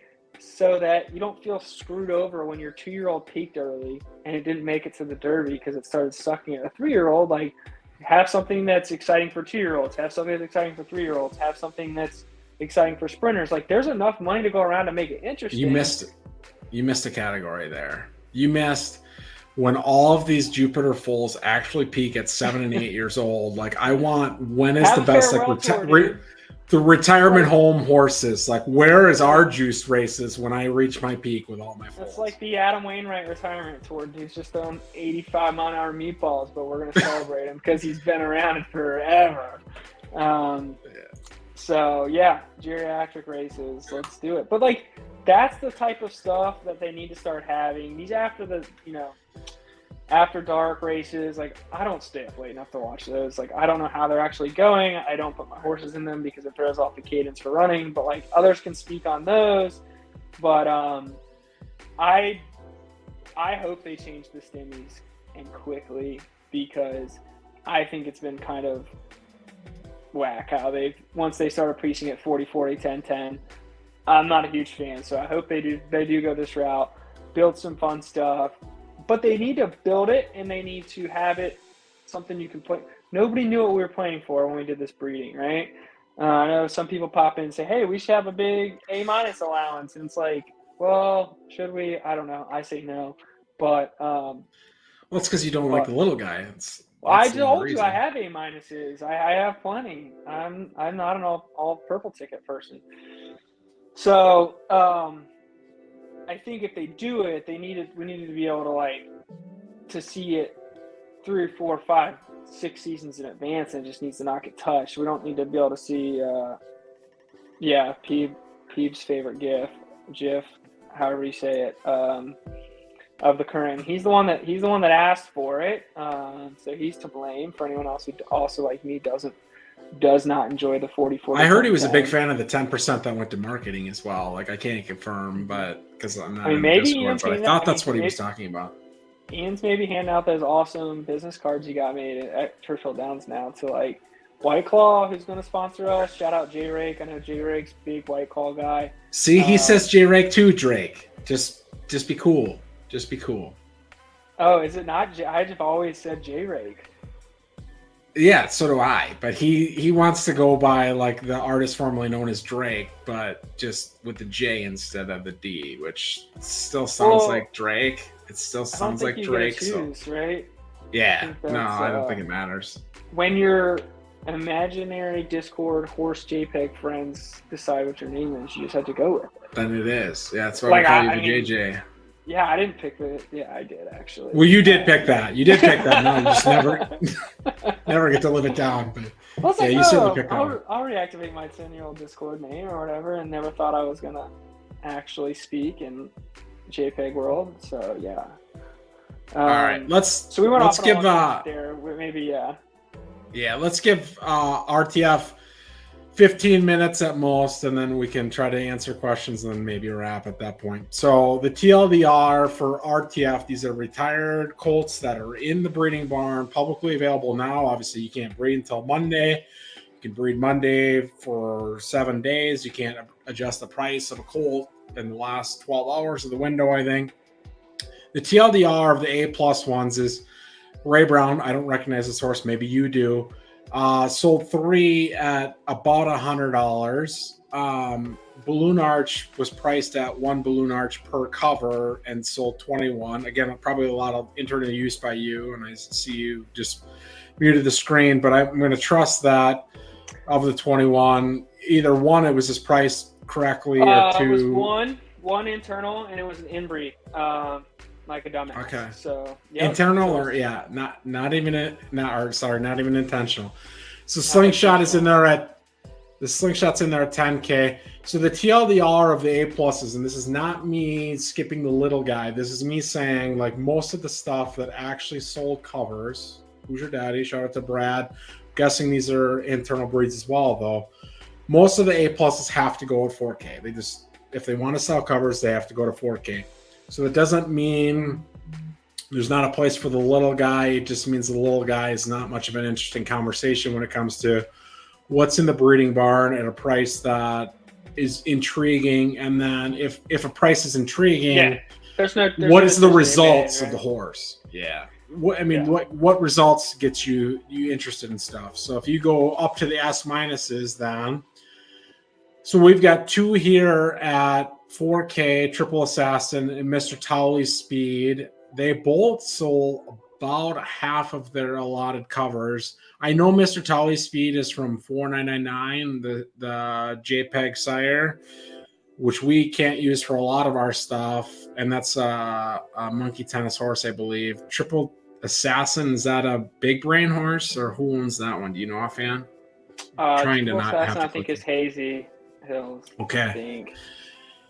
I guess I'll click. No, if we don't Pineapple know. Express is Hazy Hills. Triple Assassin is Big Brain.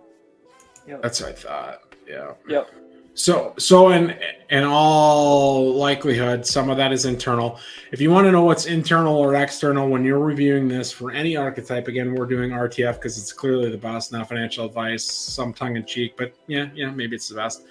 You just go to the ledger tab of the sire and you can see all of the breeds that have come in. You can review every single one of them to understand, should I be worried about, I'm not going to say this one. Should I be worried about Jessica breeding with Triple Assassin, or of the 15 breeds are 13 of them big brain, and that explains it getting 13 out of or 15 out of 35. Mm-hmm. So if you go back to S minuses, what's interesting to you without clicking into a horse? And I don't mean like interesting of like, well, I'm curious why they priced here, but like, what does anything jump off the page?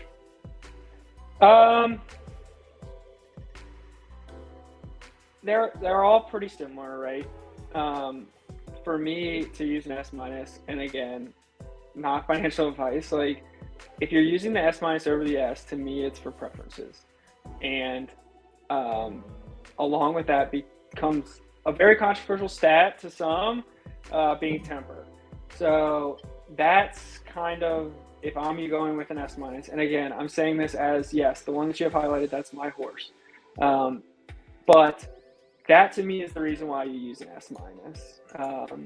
Now, RTF is a little different because we don't have a 4K RTF stud that's an S20 chilling above. We do have some min-priced S colts. There is Flushing Meadows. It might not be 4, but between 4 and 6K. Flushing Meadows, Big A. They've both been around that. That Flushing Meadows is on the marketplace right now, well listed. So he's not in the stud barn, but he will probably be back come Monday if it doesn't sell at 6 to 7K, just like Big A is listed at 7K now. So I think at S minus, again, in general, RTF's a little different because there is none of those mins. The reason you would breed there would be to get the uniqueness the preference stars, and the temper. When I've looked at breeding reports with top studs, like the temper almost like guarantees you stay at like S- if you use 2 of them, right? And if the goal is to get up in global grade and compete consistently, you think you're going to need to bring that in from somewhere else, unless you're breeding with Churro or Prime Time or, you know, some of these ones that actually have matches. That to me, those are the reasons to me why I would use it. In right turf, we know, you know, start's going to be a higher one, and stamina or finish, one of those two. You're not going to have good speed. So like they're all going to look the same for the most part when you look at those 5 stats. The temper being a correlation, obviously, with the preference stars. So those kind of go hand in hand. So that to me is why I would use the S-.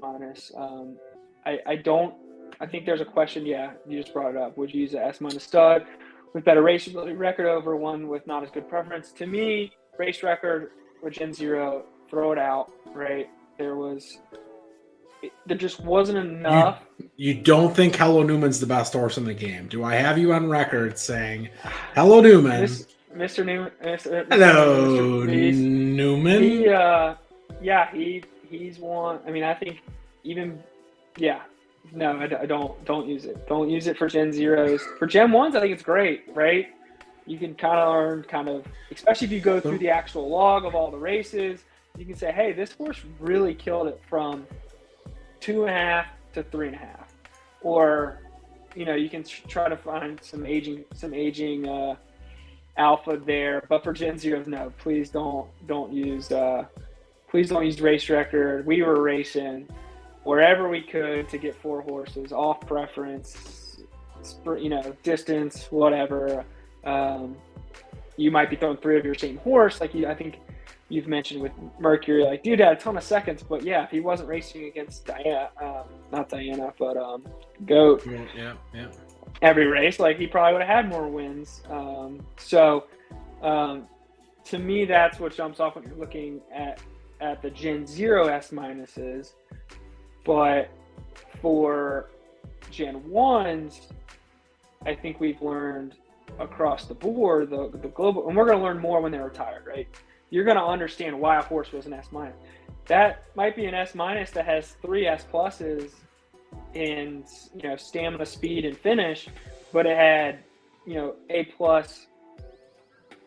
start, or, you know, and temper or something, right? So it still could crush plenty against S's or whatever. So we're going to learn more when they're retired, but for now, we, you know, don't discount an S- and don't put all your stock in an S+ in terms of race ability until you actually, but it won't be hidden when we stud. So right, yeah, I think that's the refrain here for Living Local is when I'm evaluating what Gen 1 horses have done, if I want to throw out handicaps and allowances because weight is associated with both of those races. And in a handicap race, you're getting weight allegedly based on the ability of the horse itself.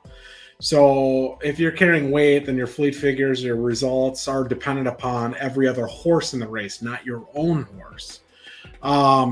In that case, for Crop 1 or Gen 1s, I do prefer clean races, and clean races in my opinion mean like no weight added, like everybody is on an equal footing. But for Gen 0, just like don't even look at the record. I promise you, it doesn't matter if they won the Kentucky Derby twice. I can say that because we've had a horse that won back-to-back majors. Doesn't mean you should breed with it. It just doesn't matter. Now, it did that when it was a 2-year-old and a 3-year-old, like whenever the horse was actually racing, but it still doesn't matter. And to Vijay's point, once you retire these horses, you'll see the individual stack grades, and there are ranges or radials to each individual stat. So if you have S- start, Vijay could have a horse that has S- start, but it's a better S- start.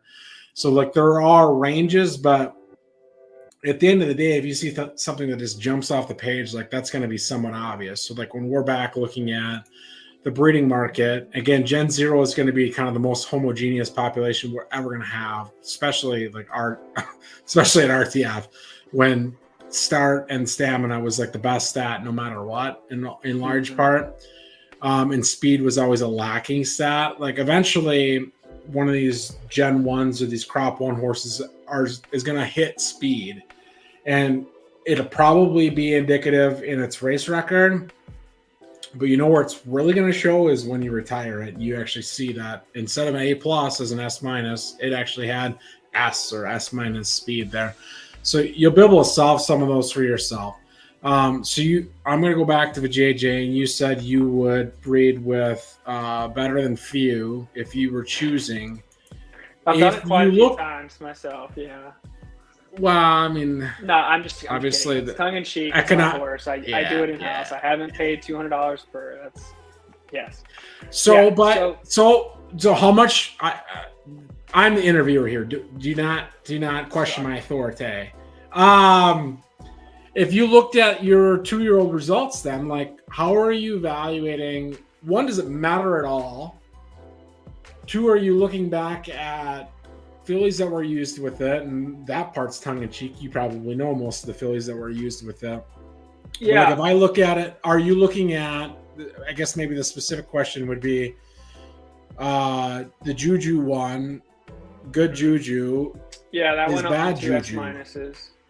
Yeah, but it's not a good racer. So like, are you saying like Juju the filly is a late peaker? How are you contrasting that with the other 2-year-olds we see? There are some with good records. I've opened separate tabs for Lavender Haze, and we'll let you do. I would say maybe the Superman dance if you want. I can probably shoot you a breeding report if we look at that one. In terms of quickly analyzing the results, because I actually didn't use Better Than Most that much with the first crop. I think I only used him like 6 times. But Superman is one of them. And he's been great early. Just loves running long. Better Than Most could sprint or go long, again, because the start and the finish, the S. Wait, hold on. How do you know this isn't the best 4 furlong horse in the game? Its best results seem to be at 9 furlongs. You've never ran at 8 furlongs or under. It just won there when I first put it, and I just kept putting it. It very well could be a sprinter too. I did the same thing with Better Than Most. I raced him exclusively long, and then he ended up having the S start because, I was winning races, so I stepped there. So it very well may. Maybe I should. Maybe I'll do it tomorrow if there's not a good place to race it. But I think this horse has really high finish. It kicks it in. I'm not team visuals by any means, but he definitely can kick it in around the last stretch when you do watch. And I think he obviously does the best when it's fast. He's got those 3 firms. There's still not that many 3 firm horses out there, but I definitely, to go back to what you asked, I definitely take a look at what filly was used as well, because the way Gen 0s were made, like there was a huge difference between a filly like this, or you had Lavender Haze pulled up earlier. That was another one that I used. And that Lavender Haze was Better Than Most, which was a 23 boost S-, and a 25 boost 9 preference A+. And it's also been really, really good early. So I don't know yet, because we haven't gone through a whole life cycle of these horses. Like, is it mostly from I ran these back, these same pairs back. So we'll see. We'll see if they have similar ages where they run well. But these 2 are both running well now, but there's others that aren't, like you said, with Good Juju. Like Good Juju is probably a very low boost S. It doesn't have these high preferences to make up for it like these S- do. So there's a lot at play there in terms of, did I just get a good pairing of stats? Did I get an outlier? I think there's higher variability in the breeding when you use these type of horses versus some other. So maybe I did just, get the right pairings. This one I'll be retiring. I'm going to retire it and not make it run its 3-year-old season. So I will like to see it and then compare it to like what I'm racing next week as well. So I'll retire this one. I'll probably run it the whole first week actually, but retire it and then we'll see. Like running back breeds is nice to kind of understand, like, oh, like maybe this one, just got lucky versus something else. But there's also a benefit to using the same mare with different studs to understand, like, oh, she always passes along speed or something like that. I don't know what we'll see. So yeah, I think I answered at least one of your questions there. I look at the mare quality because they make up 50%. I think people forget that. Some people, I know Peeves in the chat, he was pumping up Eclipse and and I'm just going to talk shit to Peeve because he can't talk back. He can only text. But basically it was like, oh, look at that. The offspring of Eclipse have the highest average earnings per race. I already shot him down on this one last stream. You can't just kick him in the nuts while he's down. I didn't even watch that one. I'm sorry, that's my bad. So it's funny. Now I'm going to show you the clip. We'll clip it. Yes, the mares matter.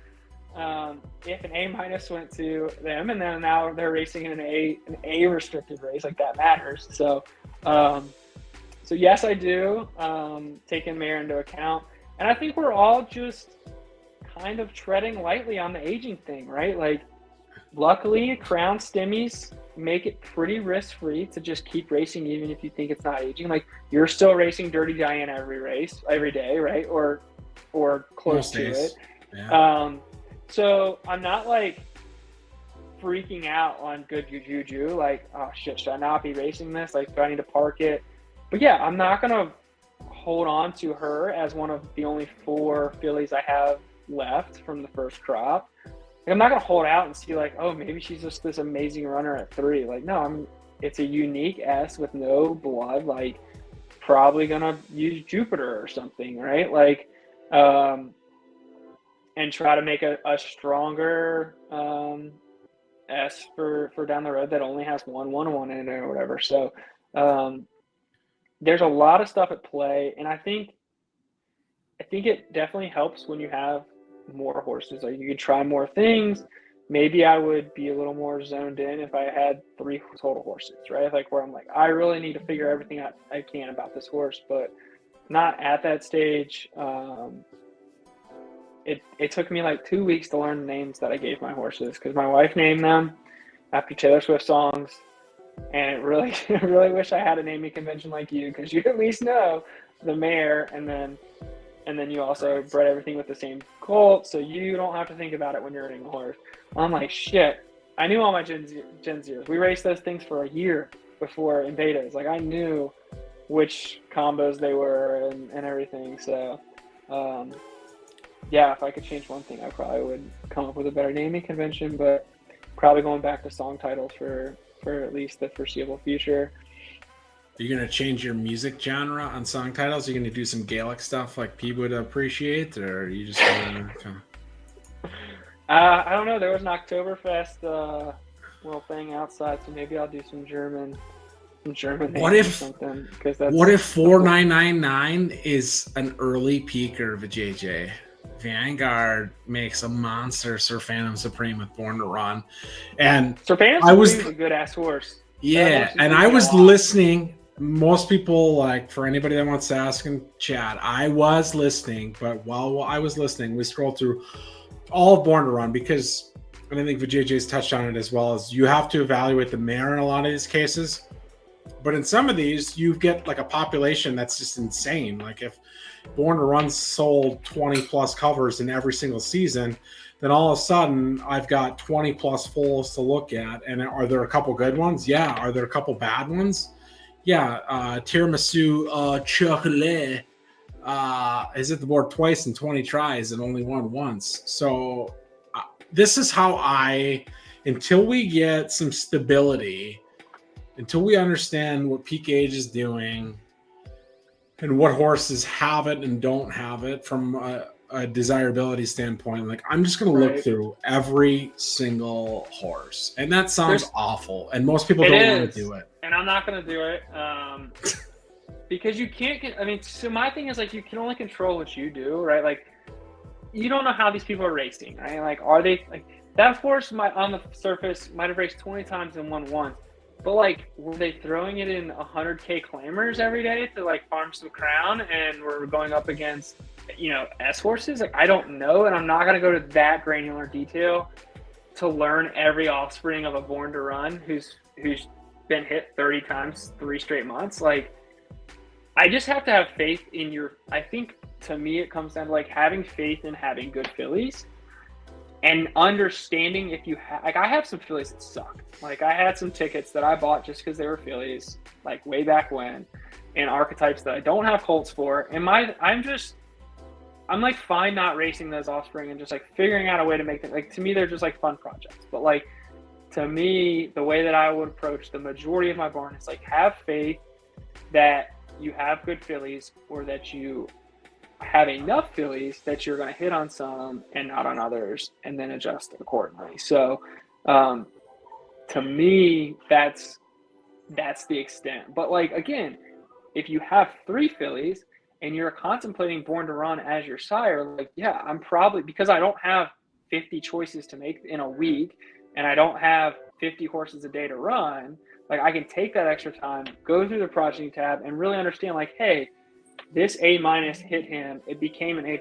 These are the type of races I'll be able to enter and maybe win and have success at. Like, that is a very valid use of your time. And I think people underestimate how effective that can be. And if you get good at it, and with some of these third-party tools and like things like that, like, you can learn pretty quickly without putting too much time in. But you do need to put some time in, more than just like, I'm going to breed with Born to Run because he's 4K. Unless you're just truly just flipping, but hopefully, we get away from that. But this will be the ultimate test of if Destroyer of the Game, Mr. B, is listening, or at least catches a replay, or at least someone pings him because they like him and he's respected in the community. But what if I took our 26 fillies to Born to Run this window, which means only 9 other horses can hit Born to Run, which means those horses have to go elsewhere. They have to pay you, or they have to pay Brad, or they have to pay Big Brain Stables. Like, would you consider that like a Robin Hood play? Am I being a good guy, or am I being a bad guy? Am I being a see you next Tuesday? Like, how would you evaluate that strategy? And should I do it? You might be on mute. I think that's my fault. I was Mr. JJ just came home, so I missed 90% of what you just said. Oh my god! I don't know if I can risk. I don't know if I can risk detailing it twice. But no, the joke was, if I took, and that's somewhat of a joke. I mean, I think you probably pick up on. Yeah, I've hinted at it earlier this week. If I took our 20, I'll say 25. I owe the community breeding Claire with Cossack, which you have on the screen now. So the 25 other fillies, if I use those 25 on Born to Run Monday morning, 2 minutes after the window opens, then all of a sudden, all the 35 that were going to hit Born to Run, including Destroyer of the Game himself, Mr. B, have to take those fillies elsewhere. And there's more fillies because these are the first horse or fillies to retire. Like, am I stimulating the game? Am I being a Robin Hood by screwing Mr. B? And should I do it? Or is it too late to hit Born to Run? I don't think it's too late to hit him. Again, I think some people get caught up too much in this one's been hoarded out, and like, every single one of those fillies is different, right? Like, there's been low boost. There's been, again, he's a cheap option to get your grade up, add some preferences, but not max preferences. And really, if it truly is a racing game, that you can be profitable racing without having to care about, if I get a colt from him, like, I'll never get a stud fee. Well, like, hopefully you can race it for 8 seasons, and if you're only paying $50 to breed with it, like, that's fine. You have to adjust your models accordingly in terms of like what makes sense for you. In terms of should you just, wow, that's a really good breed. I didn't want to give Doughboy a heart attack, but he's gonna be pissed off at that one. He hates Hypnotic. He hates that Yeah, fucking horse. I knew I So recognized the it horse beat- name, it but I beat didn't. me nonstop at Gen Zero. Wow. But look at these two. that's- Look at these two side by side. This is crazy. Yeah. This is crazy. Yeah. And Mazda I was a promise, killer like at I'm Gen looking Zero, at. too. But yeah, Yeah. so you get Mazda, which is an A plus, and with Cossack, That was like one of the best S A minus, plus fillies, and then Hypnotic was one of the best A minuses, and you get and it on stays global A grade. plus, and then this one goes S minus with an A minus and goes S Look at minus. that. So it's Keeps- like and gets an extra preference, even though they both were 9 stars. Yeah. so is Or Cossack an just extra like the half. most variable breeder at our RTF? He was a unique. That's where He I was a take our unique S 25. minus for sure because he could beat. He's one of the few S minuses that like consistently beat S's at Gen Zero. So maybe he is. Maybe he's an outlier. Maybe that speed is closer to S. I don't know. Like it's interesting. Would you say that? Would you say that maybe he's a unicorn because of the? I don't know. Did you know that I was responsible for Cossack's breed? Well, you were the secretary in chief of the entire PFL game, so That's that makes right. sense. That's right. Yeah. So I mean, I don't think you're serious about actually hitting Born to Run 25 times or whatever it is. But I wouldn't shy away from it, and I actually probably will take at least a few horses to him this time. I don't want to use better than those 15 times this month. I want to get some extra stuff now. I've done a lot in-house. He's been used outside as well as inside my barn.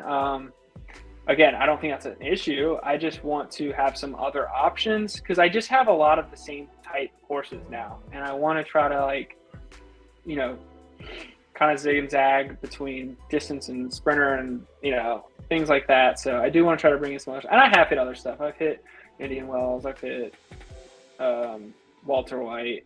I have not hit Jupiter yet because my 1S filly is Astro, so I've stayed away. Well, I guess I did hit Indian Well, whenever Wells you want Astro, to, whenever you want to wait 6 months to be able to race your horse profitably, then you got that 6 month timeline. Then you can hit Jupiter. So very, very lucky. I have not hit him, I guess. But what do you think about that Z Kittle's horse? I like it, but I fucking hate that. I saw it when it was 8K. Yeah, and so I'm Big a Brain nit. has, I'm a nit. or not Big Brain. No, this Soulmate is Wolof. Breaking Bad. Right? This is Wolof. No, yeah, I'm sorry. I think it has one horse on the track right now, and it's a unique S because it hit an S minus. If you go to Progeny on it, well, you can look at Ballbine. It was a 2-match horse for S's, right? So if you look at that, okay, there's 2, but if you look at the S horse, so like, I can guarantee you who bred this other horse based on naming convention. Yeah, but. so dumb. So if you look at the top horse, yep, and if this were to hit the barn, are you using it because it's a non-1-1 colt? It only has 5.5 preferences. 2 are at firm, which is nice because it was way easier to get 3 at turf and right. So if you have a horse that has 3 at right or 3 at turf, like maybe you still get a 7.5 preference horse from this 5.5 colt. It's done a decent job winning. It's won 2 out of 6 races. I don't know what Breaking Bad's doing not racing it daily. I thought they liked racing a little bit more than that, but especially for a horse that's won. I thought he got locked out of the stable. It was very controversial. I thought he didn't have access to the stable anymore. Oh. That's a story for a different day. Yeah, we'll have to change that over a different stream. Yeah, so that's a horse that I don't know. I haven't heard. Like, I think if I owned that horse, I'm putting it out on the stud barn because it's unique, and you were the first one to have one like that. Look at that. This is the breeding report for Skittles and Goat. Like, wow. SS plus Or might A. be in the range of outcomes. or B plus. B plus for start. Like A-, yeah. Yeah, I noticed it, and that's I assumed I was going to get back there, and I guess this would be the cautionary tale for the listening audience. And when I joke about doing stuff Monday morning, like when we have more fillies, like I think you're going to want to make a decision earlier this window than you have in any other window because there I've are been a more notorious fillies. late breeder for sure. So, and like I said, I'm going to be on vacation, and I'm hopefully going to be able to do it earlier this month. I do want to do it earlier. I don't want to wait. But yeah, that is. I don't even think I ran breeding reports with it because it was out there the first month. I knew I was going to use my horse, and I didn't even. But yeah, it was $8K. I do remember that. That price tag. We'll get back to the one in chat here, and we'll wrap in like 5 minutes. That means like 2 hours. But living local again with another question. Shout out to you. Klondike. What do you think of Klondike? It's an S- LDF, I think. I'm almost positive I know the horse. Let's do this. I don't think it's retired yet. Yeah, that's what I thought. Oh, okay. LDS instead. Oh, it is LDF. Yeah. And it's a Ziggy. So what I will do for you is I will say we have one of these. So if I go to my stable, go to Venus, which if you did your actual like Greek and Roman god, the homework is a male. So this one is not improperly named based on gender. But if you go to that versus where did it go? I had it, I swear. It must have went to a different window. Let's do stats again, I guess. Horses, Klondike. I wouldn't do anything for a Klondike bar. I'll tell you that for free. But I've noticed the horse more this season for sure. Okay, so living local. I have. Sorry, yeah, I'll get ready. Put on the Gen Zero boost just to compare those. Well, I want to be able to see the top as well. So on the right is ours, Venus S -20 from Ziggy, 1 of 1, with a rarity on the fine filly side of basically 650. Yours is Klondike. Preferences are slightly less. You're missing a half a star on dirt and maybe a boost somewhere else. 1 on stamina, 1 on heart. So mostly objectively, Venus is a better horse than Klondike. You can disagree with that if you want. This horse raced 26 times and won 12 times, like basically 40% win rate. This horse won twice in 18 tries. Newsflash, that is not a 40% win rate. But this has an extra preference and it has like 2 extra total boosts. And we knew based on retirement, like the horse was the ticket, the ticket was the horse. So I think Venus is a better horse than Klondike. And I say that not to shame you. I do appreciate the question, but to show you that if I go to the breeding barn and I go to Venus, this month it sold 0 out of 35 covers. So let's go back to Venus and see if he's done any volume elsewhere. What does he got for progeny? He's got 1, 2, 3, 4, 5, 6, 7, 8 total foals. He's been retired for 4 seasons. So on average, he's getting 2 covers a season, and he's mostly objectively a better horse than Klondike. So your question is, what do you think about him as a sire?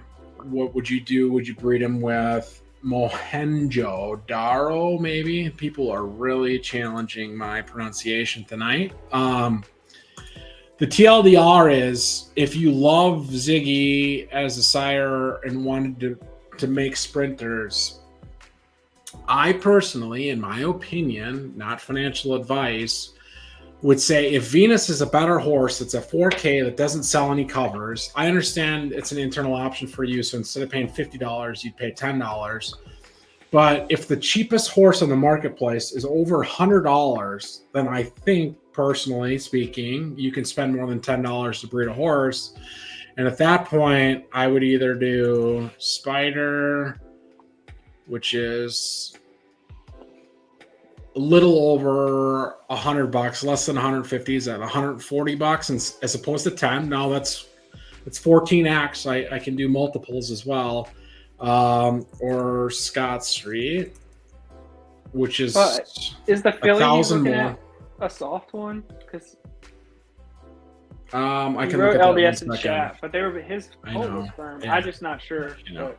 I know, that's a fair question. Or Monarch is the other one, which is also $250. Like, I'm sorry to the people out there that want to defend the $50 breeds. Like, this is the rank 29 fine filly with the rank 1 sire for $250, and I get some people can't afford $250, but this to me is worth 100%. $240 more than the S minus. That isn't even the best S minus that's retired. So I would it's a long way of answering your questions. That's how I do answering questions. I would pay someone else to breed and then just keep racing Klondike. It looks like he's it's a B filly. So yeah, I see that. I would keep preferences. I would say I would not take a B to an 1 of 1 that's an S minus. That's especially like Sten said, if there's already a better S minus out there, pay the extra $40 to get the best horse of that same grade. But it's left it firm. Yeah, so that thing's got high preference. I would take that to like Patrick Bateman. Shawnee Bear. Yeah. Patrick Bateman's an A plus with max preferences. Shawnee Bear is a S minus with 8.5. Like, those are the type of horses you don't need to. I know it's in house and you'll be able to do it for $10, but you'll be so much happier. And it'll be. I think it'll be the cheapest a better horse is $100. You can pay $100 to breed it. Yeah, I think that you'll have a better racing horse, and if you try to sell it, you'll be able to sell it for more if you use those two types of horses over the one in-house. So yes, you'll save $40, but you will gain $40 more of value in the foal if you use one of those other type of horses for that beat. Completely agree. So that brings us to our options of. You didn't even say this one. This one seems decent. It's in there for $50. I didn't know the A pluses, to be honest with you. Which one were you after? Patrick Bateman. Is he still in there? That's a star. That's an RDF though, isn't it? Oh, this one's in here for. No, I think it's. Oh, there it is. It is. It's in there for $100. Yeah, I didn't it's know there. how much it costs. Yeah. So then, my question on this one would be. That's a big brain. So this horse. has. This has S minus temper, which is better than A plus here. Same. It has an S start too. Yeah. So Patrick Bateman for $100 or your own internal option for $10. To me, that's $90 well spent. Yeah, or Shawnee Bear for less than $100. Like. Yeah. So that's a no-brainer, better horse for your B for sure. Either any of those three. And I don't. As I say, I don't. Yeah, I agree with you. I don't have flip a coin if you want to at that point, or if the what is that, $25 or $20 matters that much, then you can. Yeah, maybe the A plus is better because then you can go straight to Shawnee Bear with the second one, or any of Shawnee Bear's offspring. Or fair. Isn't there another? Oh, I know Monocle, but isn't there a third one? Or am I thinking of RDF? Is it Bad Attitude is LDF? I don't know these other archetypes as much, but yeah, I think. Yeah, so look at Lacey. She says she has looked at comparable for those two A pluses, and they're almost the same. So the only question is, and you're the one that alluded to this, JJ, is are the sires the same, or could you use them all? So you could use one each season until you got what you wanted. So then rarity 85 on Shawnee Bear, rarity 121 on Patrick Bateman, and then rarity 147 on.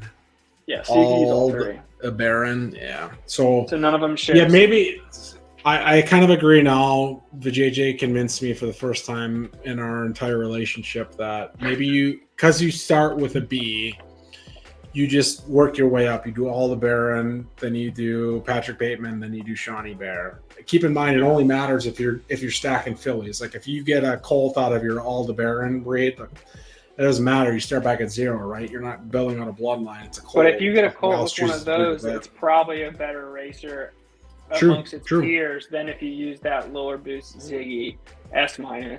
If you get a filly, you haven't burned a 1 of 1 yet. And I think, if you start that low, it's probably possible to get rid of Ziggy well before you need to use Ziggy again, but it not even being the best. And yeah, spend the extra $50-$60. I definitely think it will add 3 times the value in that easily on the back end of the foal, whether it's a colt or, like you said, the worst colt. Yeah, that's what it was. GVG has the other LDF. I couldn't think of it. The S-. I couldn't think of their names. But Meme God has actually been really good. Like as a sire, like if we were doing the evaluation, like maybe Monday we can do LDF for part of it. If you look at Meme God, because I said 20 minutes ago, which is normal. Yeah, I actually have to hop. So I'm all going to good. end on that last, not financial advice, but definitely financial advice, I guess. But let us know how that one turns out if you do it, or if you go another route. Like, definitely don't have to listen to us by any means. But yeah, with that being said, I'm going to go get a late dinner, and I'll get to filling out my spreadsheet later. But thanks for letting me come up, talk some nonsense. Look forward to the crazy, crazy week we have coming up. I mean, I think it's the first time we're doing all 3 at once: new foals, breeding, and retiring horses all at the same time. Like it's gonna be crazy. Yeah, for sure. I appreciate your help tonight too, and keeping me honest on some stuff. So thanks for joining. All right, we'll talk to y'all later. Yeah, to GVG's point, limited sample size. So like if that's what you want, like most people would consider that an attraction. Total foals from Meme God. Again, some could be pregnant now. You could figure that out in the ledger by seeing if it bred this season. It looks like it hasn't. The last breed was 831. So Meme God in totality has 6 foals, and one of those 6 is 7-1-1 in 15 tries. Again, as the JJ pointed out, then I would care what the filly is associated with that, or the dam, I guess, technically.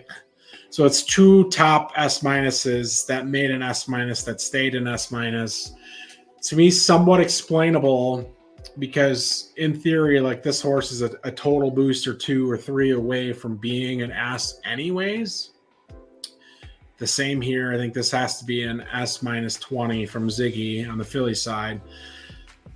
So the fact that it stayed S- probably just actually like made it an elite racer. Seems to be managed better than JJ's horses, where he never tries below 9 furlongs, even if the better results seem to indicate that he should race below 9 furlongs. Somehow this horse just wins at 5 furlongs and is mediocre everywhere else. But yeah, a nice looking horse. So like these are the things that I'm thinking about when it comes to breeding.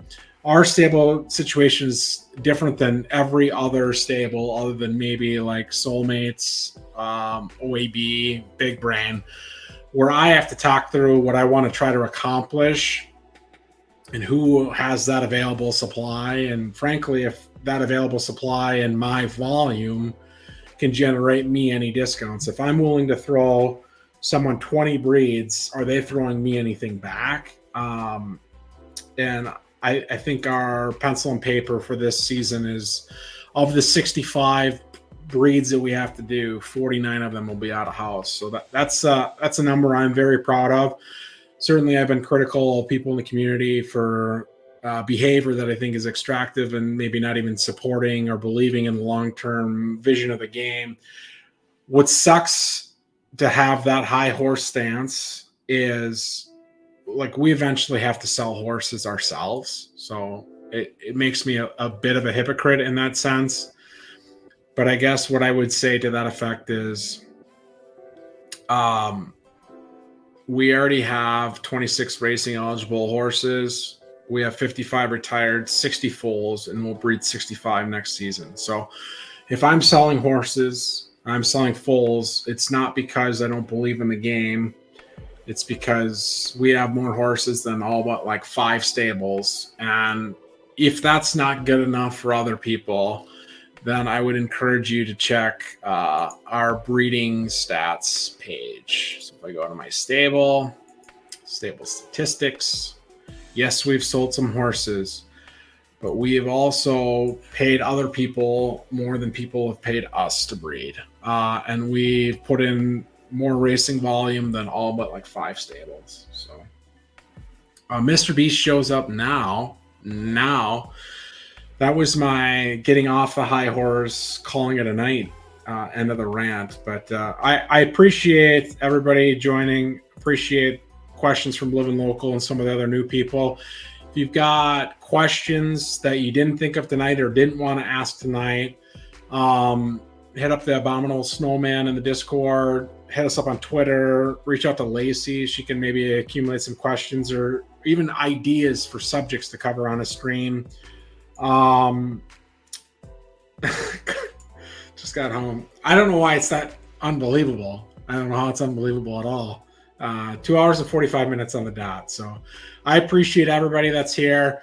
For those that are new and maybe hadn't seen it, our Twitter has a new poll up. I want to do more polling. I want informative polling because polling is the best way to understand how people actually feel, as long as you can get genuine responses.